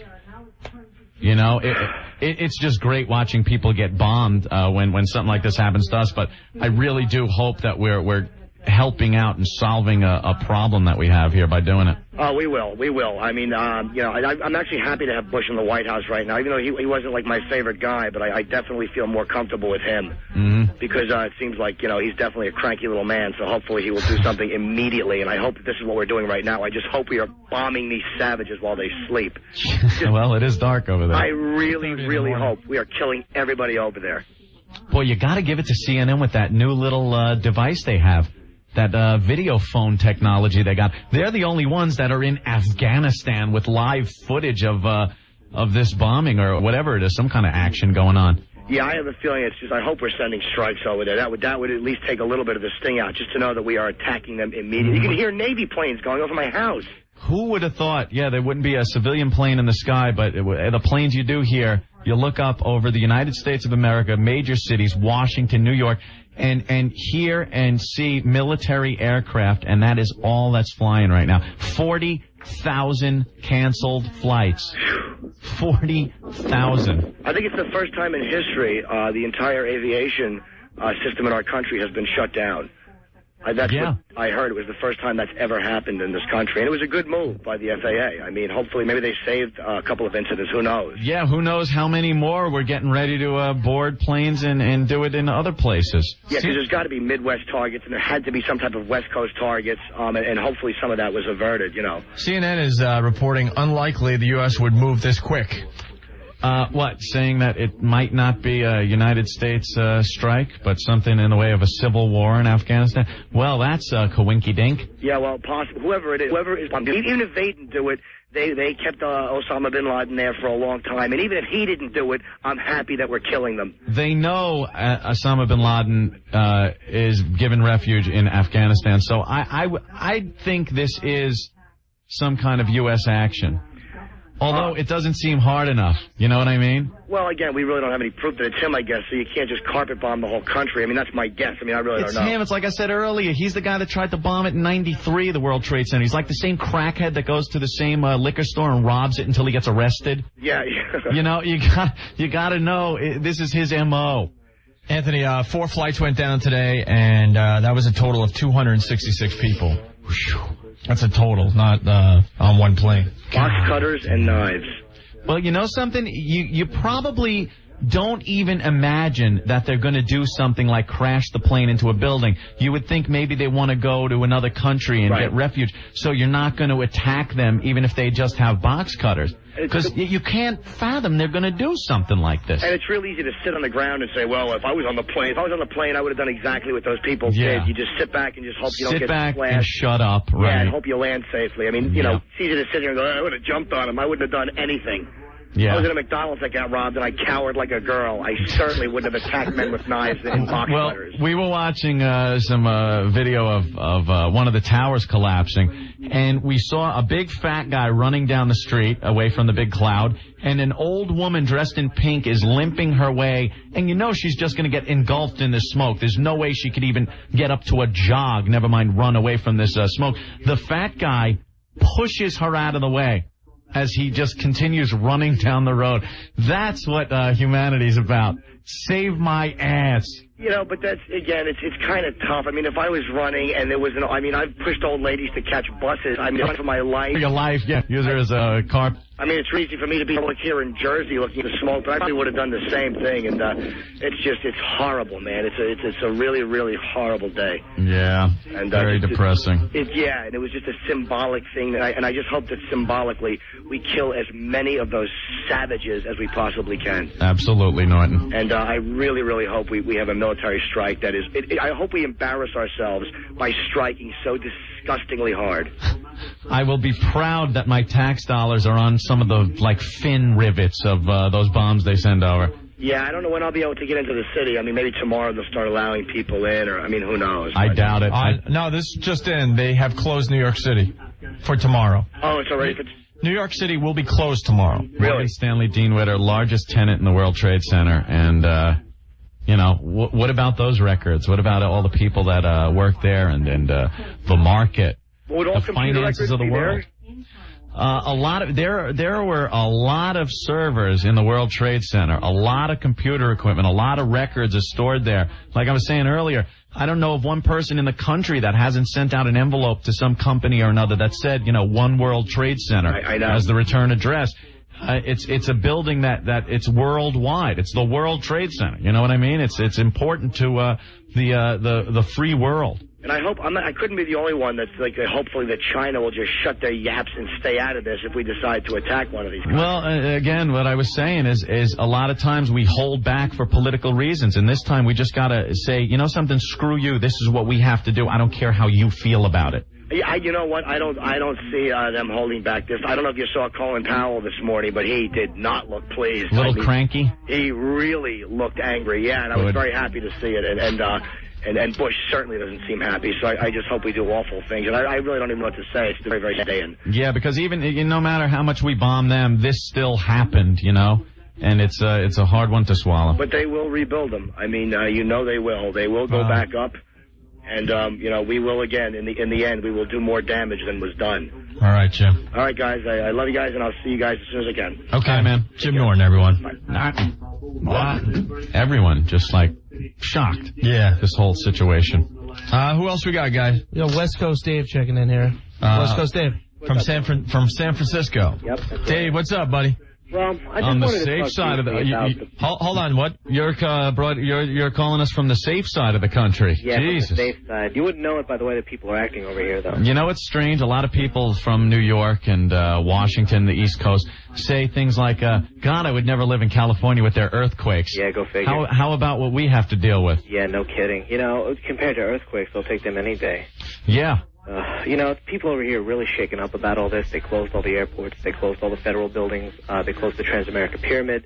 They closed the Golden Gate Bridge. There's another building. San Francisco was shut down. Dave, let me bring this up again. A lot of people I don't know if a lot of people can relate to what we can here in New York when you look up and see the World Trade Center is gone. Imagine that building being gone in San Francisco, or the Golden Gate Bridge all of a sudden is just not there anymore. It would be absolutely devastating. I mean, I feel it over here, you know. I mean, it's a devastating feeling. I feel defeated somehow. It's awful. Yeah, it's one of those, punches that just hurt, and we haven't had a chance to punch back yet. And, yeah, I know. It pisses you off. I know. You know, CNBC just reported, by the way, that the explosions in Afghanistan may have been the work of Afghan opposition groups. Yeah, they're starting to say stuff like that. Yeah, so it may not have been us. Right. Well, we'll see. Well, hey, thanks. Hey, no problem, guys. Thanks, guys. You know, thanks for bombing Afghanistan. The president's going to speak at 9 o'clock. Yeah. So, listen, I wanted to bring up the possibility of what may happen economically now. Consumer confidence is really going to be shaken now that this has happened. Yeah, the papers in the past couple of days have said, wow, we're looking, I think we bottomed out and the upturn is going to happen by the end of the year. The economy is going to be back. This just consumer confidence, really going to go down the crapper. Yeah, you can't imagine people wanting to go out and spend a load of money on a new refrigerator or on a new car now. I mean, yeah, now something like this happens, you really want to go out and buy that new car because you're really confident about the future. Yeah, that's right. I don't know if people have been paying attention to what's been going on in commodities lately, but I'm getting unconfirmed reports of people all over the country, specifically in the Midwest, like Kansas and Oklahoma, paying upwards of $5 a gallon for gas. I don't know if that's true or not. I just went to the pumps myself, and it was normal, $1.69. Well, anytime something happens in the Mideast or anytime something happens here, the gas prices just go crazy. I can only imagine what's going to happen now. Yeah, the prices of commodities have skyrocketed, and I wonder how that's really going to affect the prices of stocks when they finally reopen on Thursday. Yeah. You got to wonder what that's going to do. All right, Dave. All right, guys. Thank you. Dave from San Francisco. Cool. All right, later. Hey, guys, speaking about gas prices, already reports out of Kansas City, $5 a gallon, Louisville, $4, Detroit, $5, some other places as high as $9. I would pay that and then stick the nozzle down the son of a bitch's throat that runs the gas station and pump him full of gas and then light a match. Because there's no reason to raise the gas prices hours after something like this happens. It's pretty sick and twisted that they're taking advantage of this situation already. Right. You son taking of advantage of the panic. Because before I came to the studios to do our show today, I'm thinking like everyone else, I better get a full tank of gas. I mean, the lines were insane, and this was at like noon, 3 hours after the whole mess. And people out there taking advantage of this. Sons of bitches, animals. Who do we have on the line? We got Matthew's calling in from the New York area. Matthew. This is Matthew. Hey, Matthew, what's up? How are you? I'm a United States Marine, Corporal Brokey out of West Trent, New Jersey. Ready to go? Yes, sir. Yes, sir. I've been waiting. I've been talking to those other guys. I've been waiting. I've been talking. I've been listening to them and conversating with them. You know? Hey, thanks, Matthew. Thank you. All right. Come on the radio. See that? No, that's what we want going, though. They have one thought, Opie. Nothing else in their head except kill, kill, kill.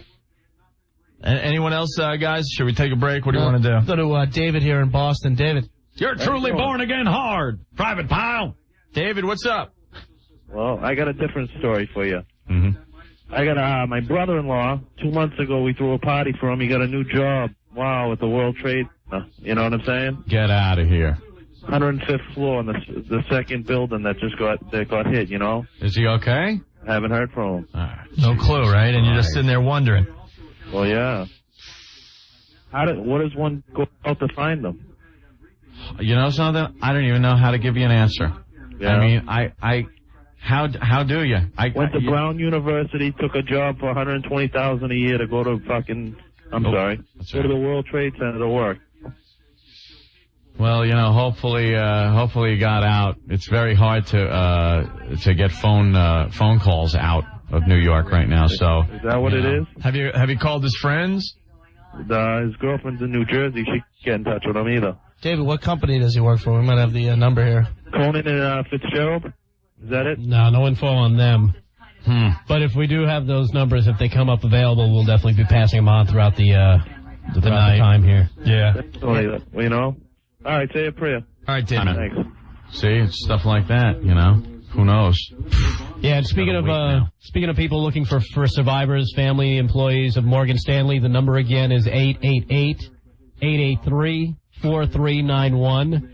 This is info set up by the companies at the World Trade Center. And the other company, Deloitte and Touche, it's a 212 number, 243-7666. So if you're looking for anybody who worked in those companies, give those numbers a try. Hopefully they can help you track down your loved ones. All right, cool. Anyone else on the line? I think we're going to take a quick break and go through some more calls for you guys. All right, cool. All right, man. Well, it's Opie and Anthony. We're broadcasting from Long Island today because we can't get in the city. I want to thank our friends at WLIR for giving us a studio today. Yeah, we're going to take a short break. We'll probably go to our little sister station there, the AM 1010 Winds, and we're just going to take a little leak or something, and we'll be right back in no time. Hang on one second. Hey, real quick, for the guy from Boston who was looking for his brother, people looking for missing loved ones can call 212-447-2998. That's 212-447-2998. That is the New York City Bureau of Labs. They could help you probably track down who you're looking for. All right, and we'll be back in like 2, maybe 3 minutes, so stay there. Our live coverage on 1010 Winds, and here's Eileen. Back to Doug O'Brien. Doug? That's 1010 Winds, our sister station here in New York, and we'll go back to Opie and Anthony, who are on Long Island. Guys? Hey, Thank thanks, you, Ben. Thank you, Ben. You're welcome. Just went and got some hate from the vending machine. Yes, we can still get chocolate chip cookies. Lunch and dinner. Yum, yum. I know. All right, let's go right back to the phones, guys. Hello? Yeah, we're going to go to, what do you call it, Mike on the National. Okay. Mike checking in. Mike. Hey, Mike. Yeah, what's up? What's up, man? Where are you calling from, Mike? Trenton, Jersey. New Jersey. What's up? Yo, man, I don't know if anybody's brought up this angle yet, but this thing was way too well planned. Who says that this is the only thing that's going to happen? Well, but hopefully we put in place some precautions, like taking every plane out of the sky might help from this happening again right now. Might stop them from it for this day. Right, I know. Think about how well planned they had this. You know that they knew what we were going to do. You know, they knew we were going to shut down. And one guy saying that we could do more damage in 20 minutes than they did in a day. Mm-hmm. Think about it. They shut down L.A. They shut down New York. They killed how many people? They shut down the country, and they got how many months of damage that we have to clean up? Oh, they knew what they were doing. As far as they're concerned, mission accomplished, man. They did what terrorists do. They terrorized, and they stopped the machine that we like to call our lives. But, what our response has to be is something huge. So this is harder to happen next time. I don't think we could totally. But there are already people in the media saying that we shouldn't stoop to their level. Anthony. Oh, please stoop. Right, please. You know, we have higher standards than them, and it wouldn't be a good thing to stoop to their level and blah blah blah blah blah blah blah. If I'm my way, we'd send a group of 5 people to Bin Laden, to Hussein, to everybody who ever screwed with us, and just kill them. Plain and simple. No two questions about it. We don't take people out. That's not our policy. Yeah, it is. We just don't publicize it. I wish. We also thought that there'd be missiles if the Pentagon ever got attacked by an aircraft. Yeah, right. A lot of these misconceptions and urban legends about this country and our monuments and things like the Pentagon were just crap. Right. They were nothing. You said it earlier. You said, if a plane was heading toward the Pentagon, you just assumed the ground would open up. The ground opens up. And we would just something like that. Anti-aircraft missiles launch, right? If you asked anyone in this country what happens if an aircraft, a commercial aircraft, is hijacked and heads toward the Pentagon? Oh, gee. Well, the ground let me tell you. opens up First of all, and everyone's a know-it-all. There's guys on the roof. Let me tell you. There's guys on the roof, and they got the Stinger missiles, what they got. And what they do is they shoot the plane down, and everybody gets in a big elevator, and all the important stuff drops to the mantle of the earth. And it's bullcrap. You know what happens? The plane hits the building, and it blows up. That's what happens. Well, the other funny thing was when they put up the, what was it, an F-15? Yeah. They thought a second plane was coming. Uh-huh. Even if the commercial jet had gotten within 5 feet of the Pentagon, they still wouldn't have shot it down. The backlash from the Americans of an American fighter jet shooting down an American commercial plane with American passengers, they would have let it hit the Pentagon before they shot it down. Let me tell you something, my friend. There's a 747 that crashed in Pennsylvania. In the woods. And it looks an awful lot like it was shot down by fighter planes. I hope so, and I hope, because first I thought maybe it was the pilot who had enough sense to know what was going on and just down the plane himself. But if that got shot down, then, you know, hopefully we're starting to wise up a little bit here. I don't think they would... I don't think the guy would crash his own plane because he might get shot down. The guy was heading toward Washington. He was intercepted, and, you know, we'll see what happened. I'm sure it'll come out. They're not going to try to cover something like that up or anything. Really? I hope. Anthony, for the locals, 59th Street Bridge is now open both ways and limited service to New York on the Long Island Railroad. Mm-hmm. And then one other thing. A lot of people around, you know, wonder why we get ourselves into so much trouble. And we hear about all this kind of terrorism on our side of the oceans, but nobody ever seems to think that we have our own little branch of terrorism going on in other countries. I mean, you know, we do some responsibility because, you know, as much as it's not publicized over here, we do have our own little terrorist organizations going on. I will not accept any responsibility or hear that the United States is responsible for this in any way. No. Terrorist groups? Nah, I don't see that. You don't see us, you know, going out and causing coups, you know, doing our own little things in other countries. Come on. Oh, yeah, no, it can't be that bad. I know we do that, but you know something? Nothing like this. You know something? Like we look at what we did in Iraq. We tried to keep civilian deaths to a minimum, which is ridiculous for us. Which is ridiculous. You know, they don't care. Why should we use bombs with pinpoint accuracy to take out military installation and leave the hospital next to it standing when they don't care? Yeah. Dumb bombs. Let's drop some 2,000-pounders on the whole goddamn country. When we used to firestorm like Japan and Germany, just box everything in with a big thing of fire and burn everything inside of it. The good old days. What we got to do. Thanks, man. Yeah, no problem. Catch you later. Confirmed report? Really? U.S. did not attack in Afghanistan. They're probably sitting there like, hey, wait a minute, we're doing that. What the hell are you doing? Who do we have next on the phone lines? We have Patty calling in from New York. Patty. Hi, Gilpy. Hello. Hey, Patty, what's up? I'm exhausted from walking Thank across God it's the not 59th that Street Patty. Bridge. You walked home over the 59th Street Bridge today? Yeah, I work in Rockefeller Center, and they had evacuated our building because they smelled gas at around 10 o'clock. Yes, I believe Saturday Night Live was primary target. It was it? No, you're No, kidding. Patty, come on. So we walked up to Bloomingdale's where my husband works, picked him up, and walked across the 59th Street Bridge. How do you usually get home? You take F train. The train, right? Okay. It took us 2 hours. It looked like Moses was leading his people to the promise, and there were so many people. Yeah, I don't know if people in other cities are getting that footage where there's just thousands upon thousands of people walking across these bridges home because that's the only way to get home today. On the way home, leave your car. They had to pick us up on 38th and Queens Boulevard. The 7 train was running there when we got there. This is what I was talking about earlier, how everyone's annoyed, you know? The Their people, little routine was interrupted. Yeah, see? Horrible. You know what I'm saying? When you look over the bridge towards the World Trade Center, nothing, just smoke. It was terrible. It was like a dream. And the people on the huge flatbed trucks, people up driving across, strangers. I mean, you know, people were helping, but it was just amazing. Yeah. I just can't believe this is happening, and it's just scary. Like everybody else is saying, what else are they going to do? Yeah, that's the point we're at. We're just like now everybody's you flinch at everything. You know what I mean? You hear that plane fly overhead in a couple of days when they open up the airports again. You're going to be thinking about it. You know, it's going to be on everyone's mind a lot for quite a while. Who in their right mind would jump on a plane in the very near future? I mean, I know. And we saw people People who, will, though, because either they have to or I don't know. It was crazy. People who were at Wall Street, who walked all the way from Wall Street, we met them next to us. They said they actually saw people jumping out of the World Trade Center. Yeah, that's one of the more horrible. So far, they haven't shown that I footage saw on it TV. on TV. One station, Channel 9 had it. You saw the person flying. Oh my God! Yeah, that's. It was. I just can't believe that this actually happened. How can they not detect the planes going a different route?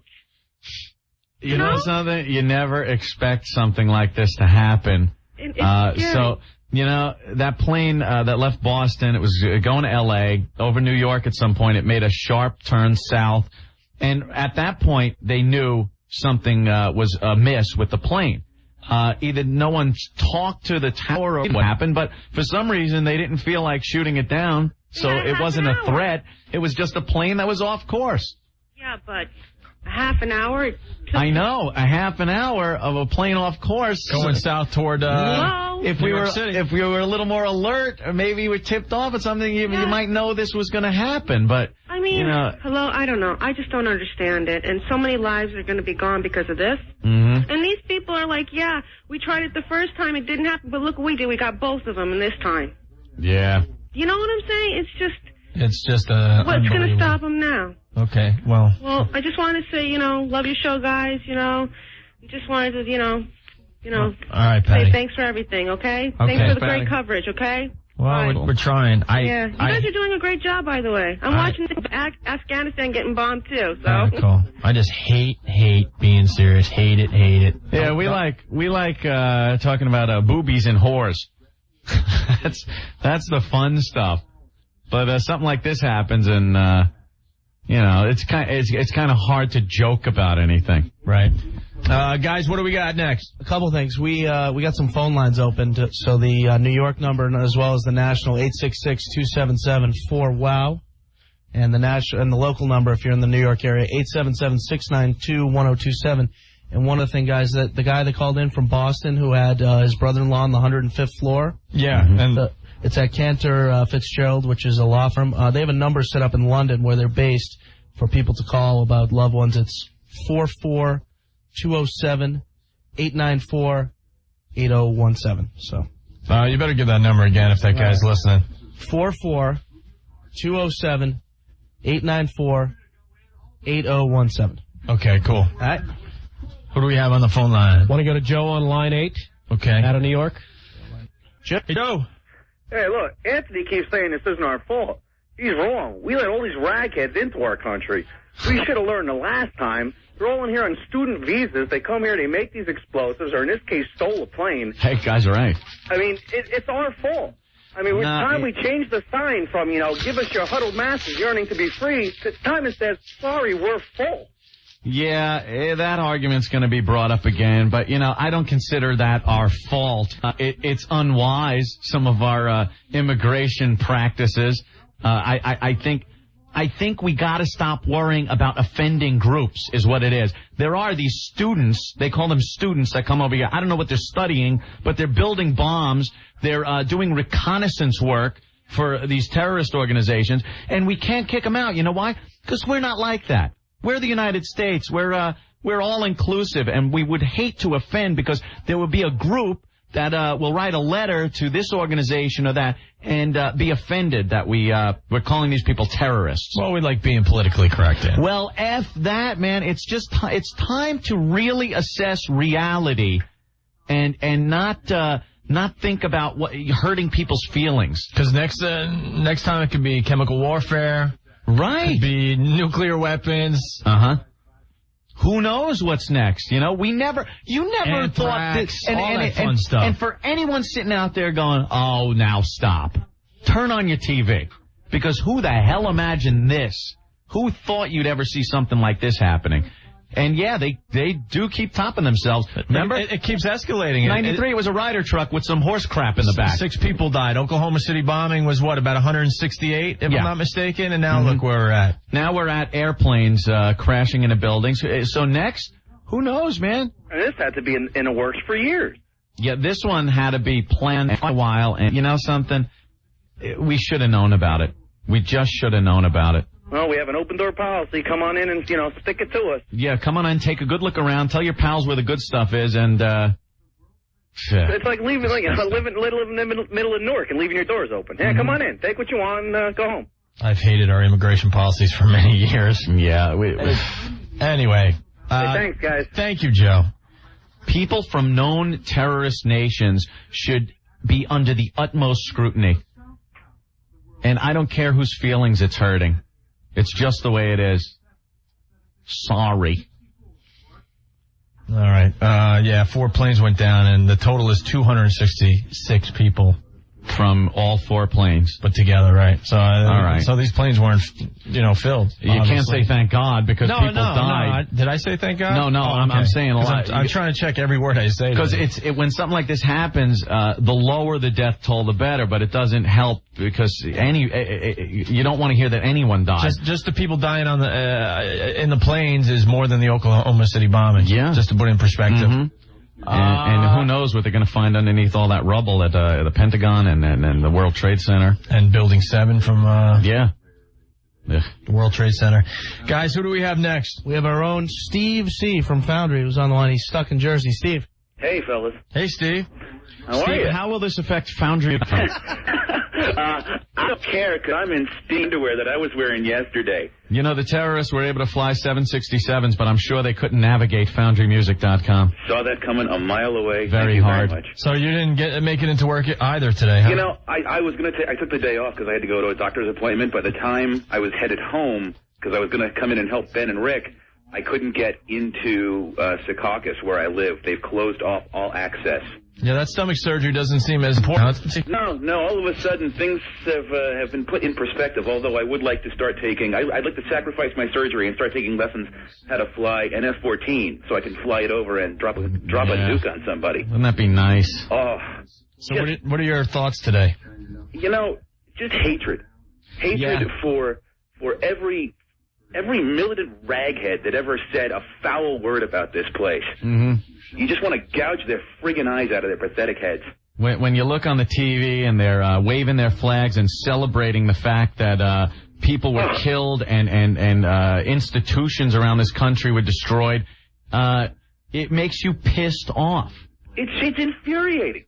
It is infuriating to watch people it's infuriating to watch somebody rejoice at what could be tens of thousands of people crushed.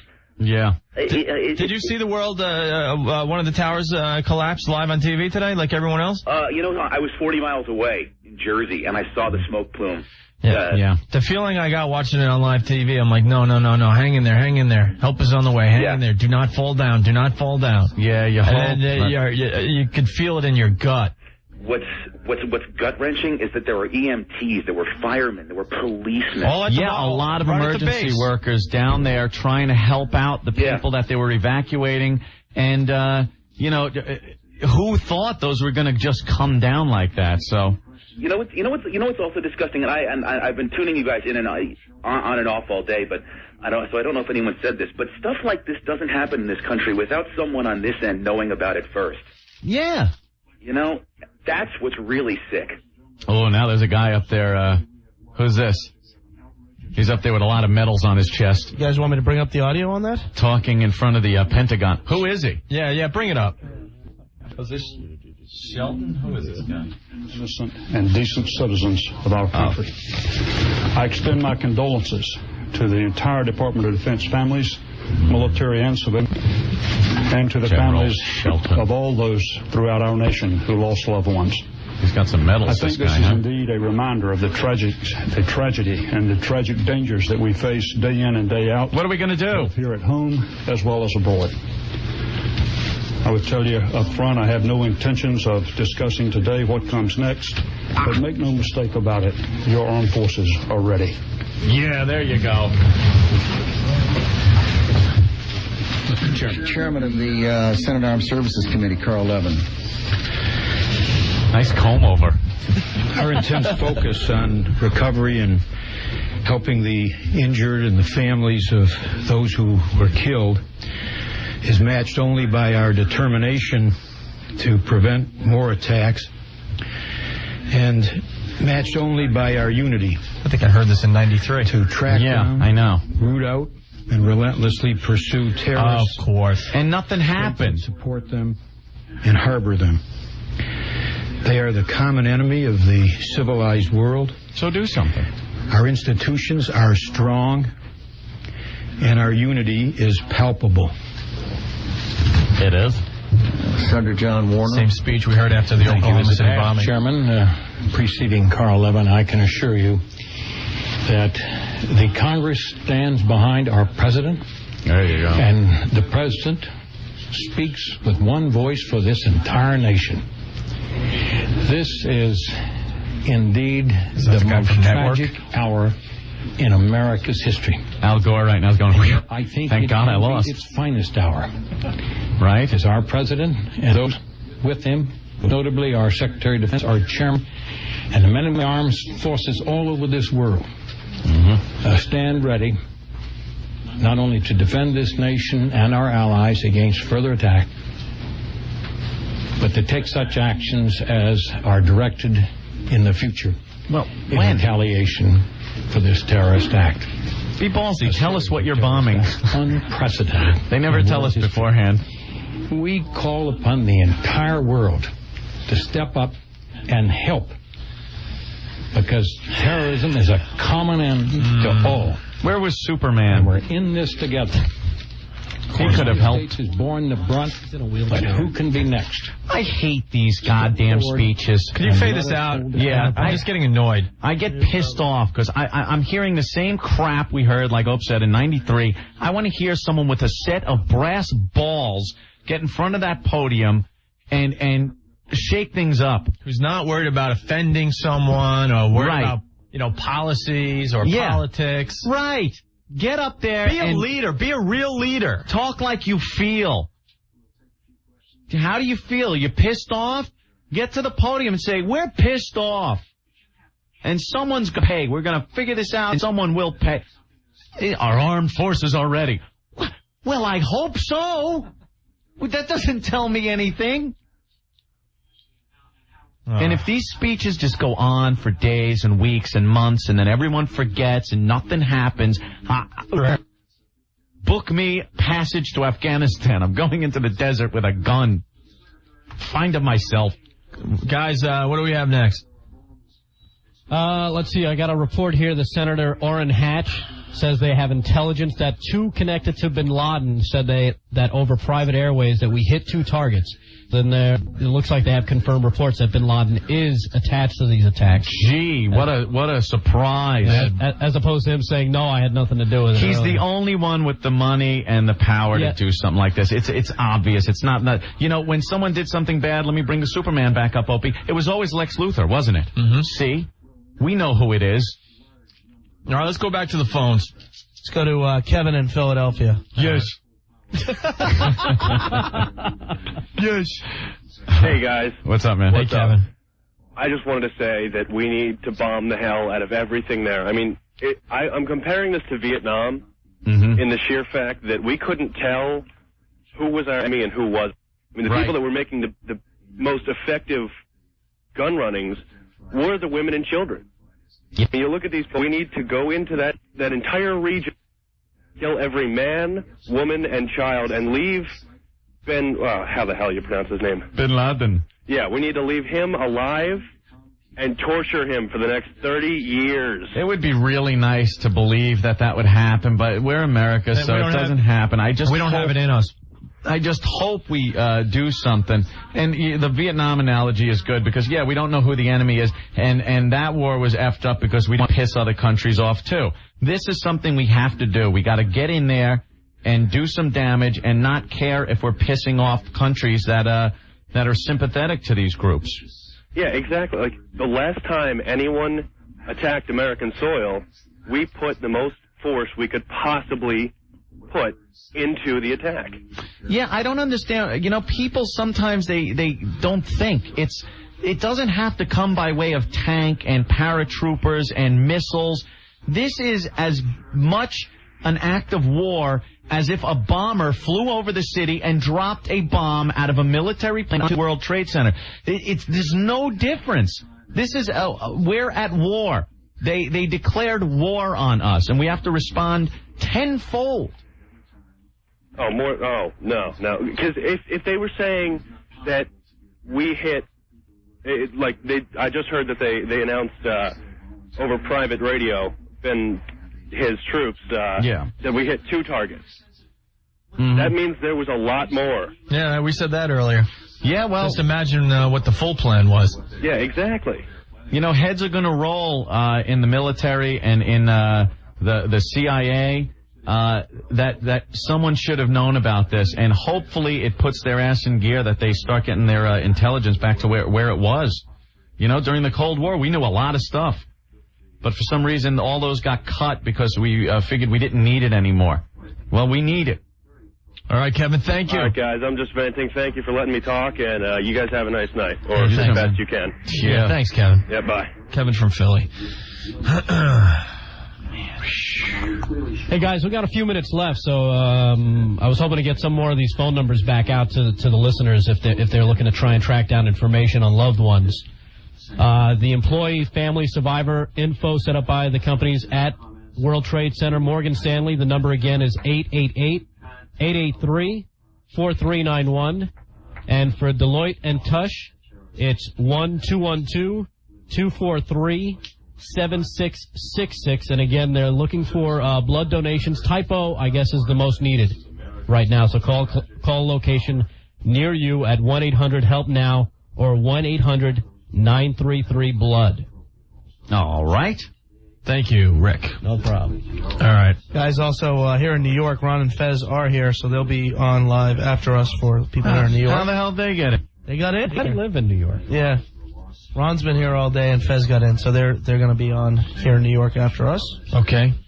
What do you guys want to do? 6:54. What do you want to do? I don't know. I'm just numb. I don't know. Who do we have on the phone? We got Chris out on Long Island, line 4. Line 4. Here you go.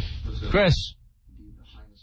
Hey, Chris. Yeah, hey. What's up? What's up, Chris? I'm from Huntington.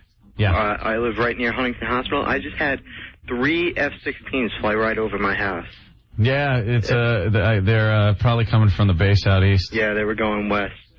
They closed down the Long Island Expressway at exit 61, which is about a good, 30 miles at least.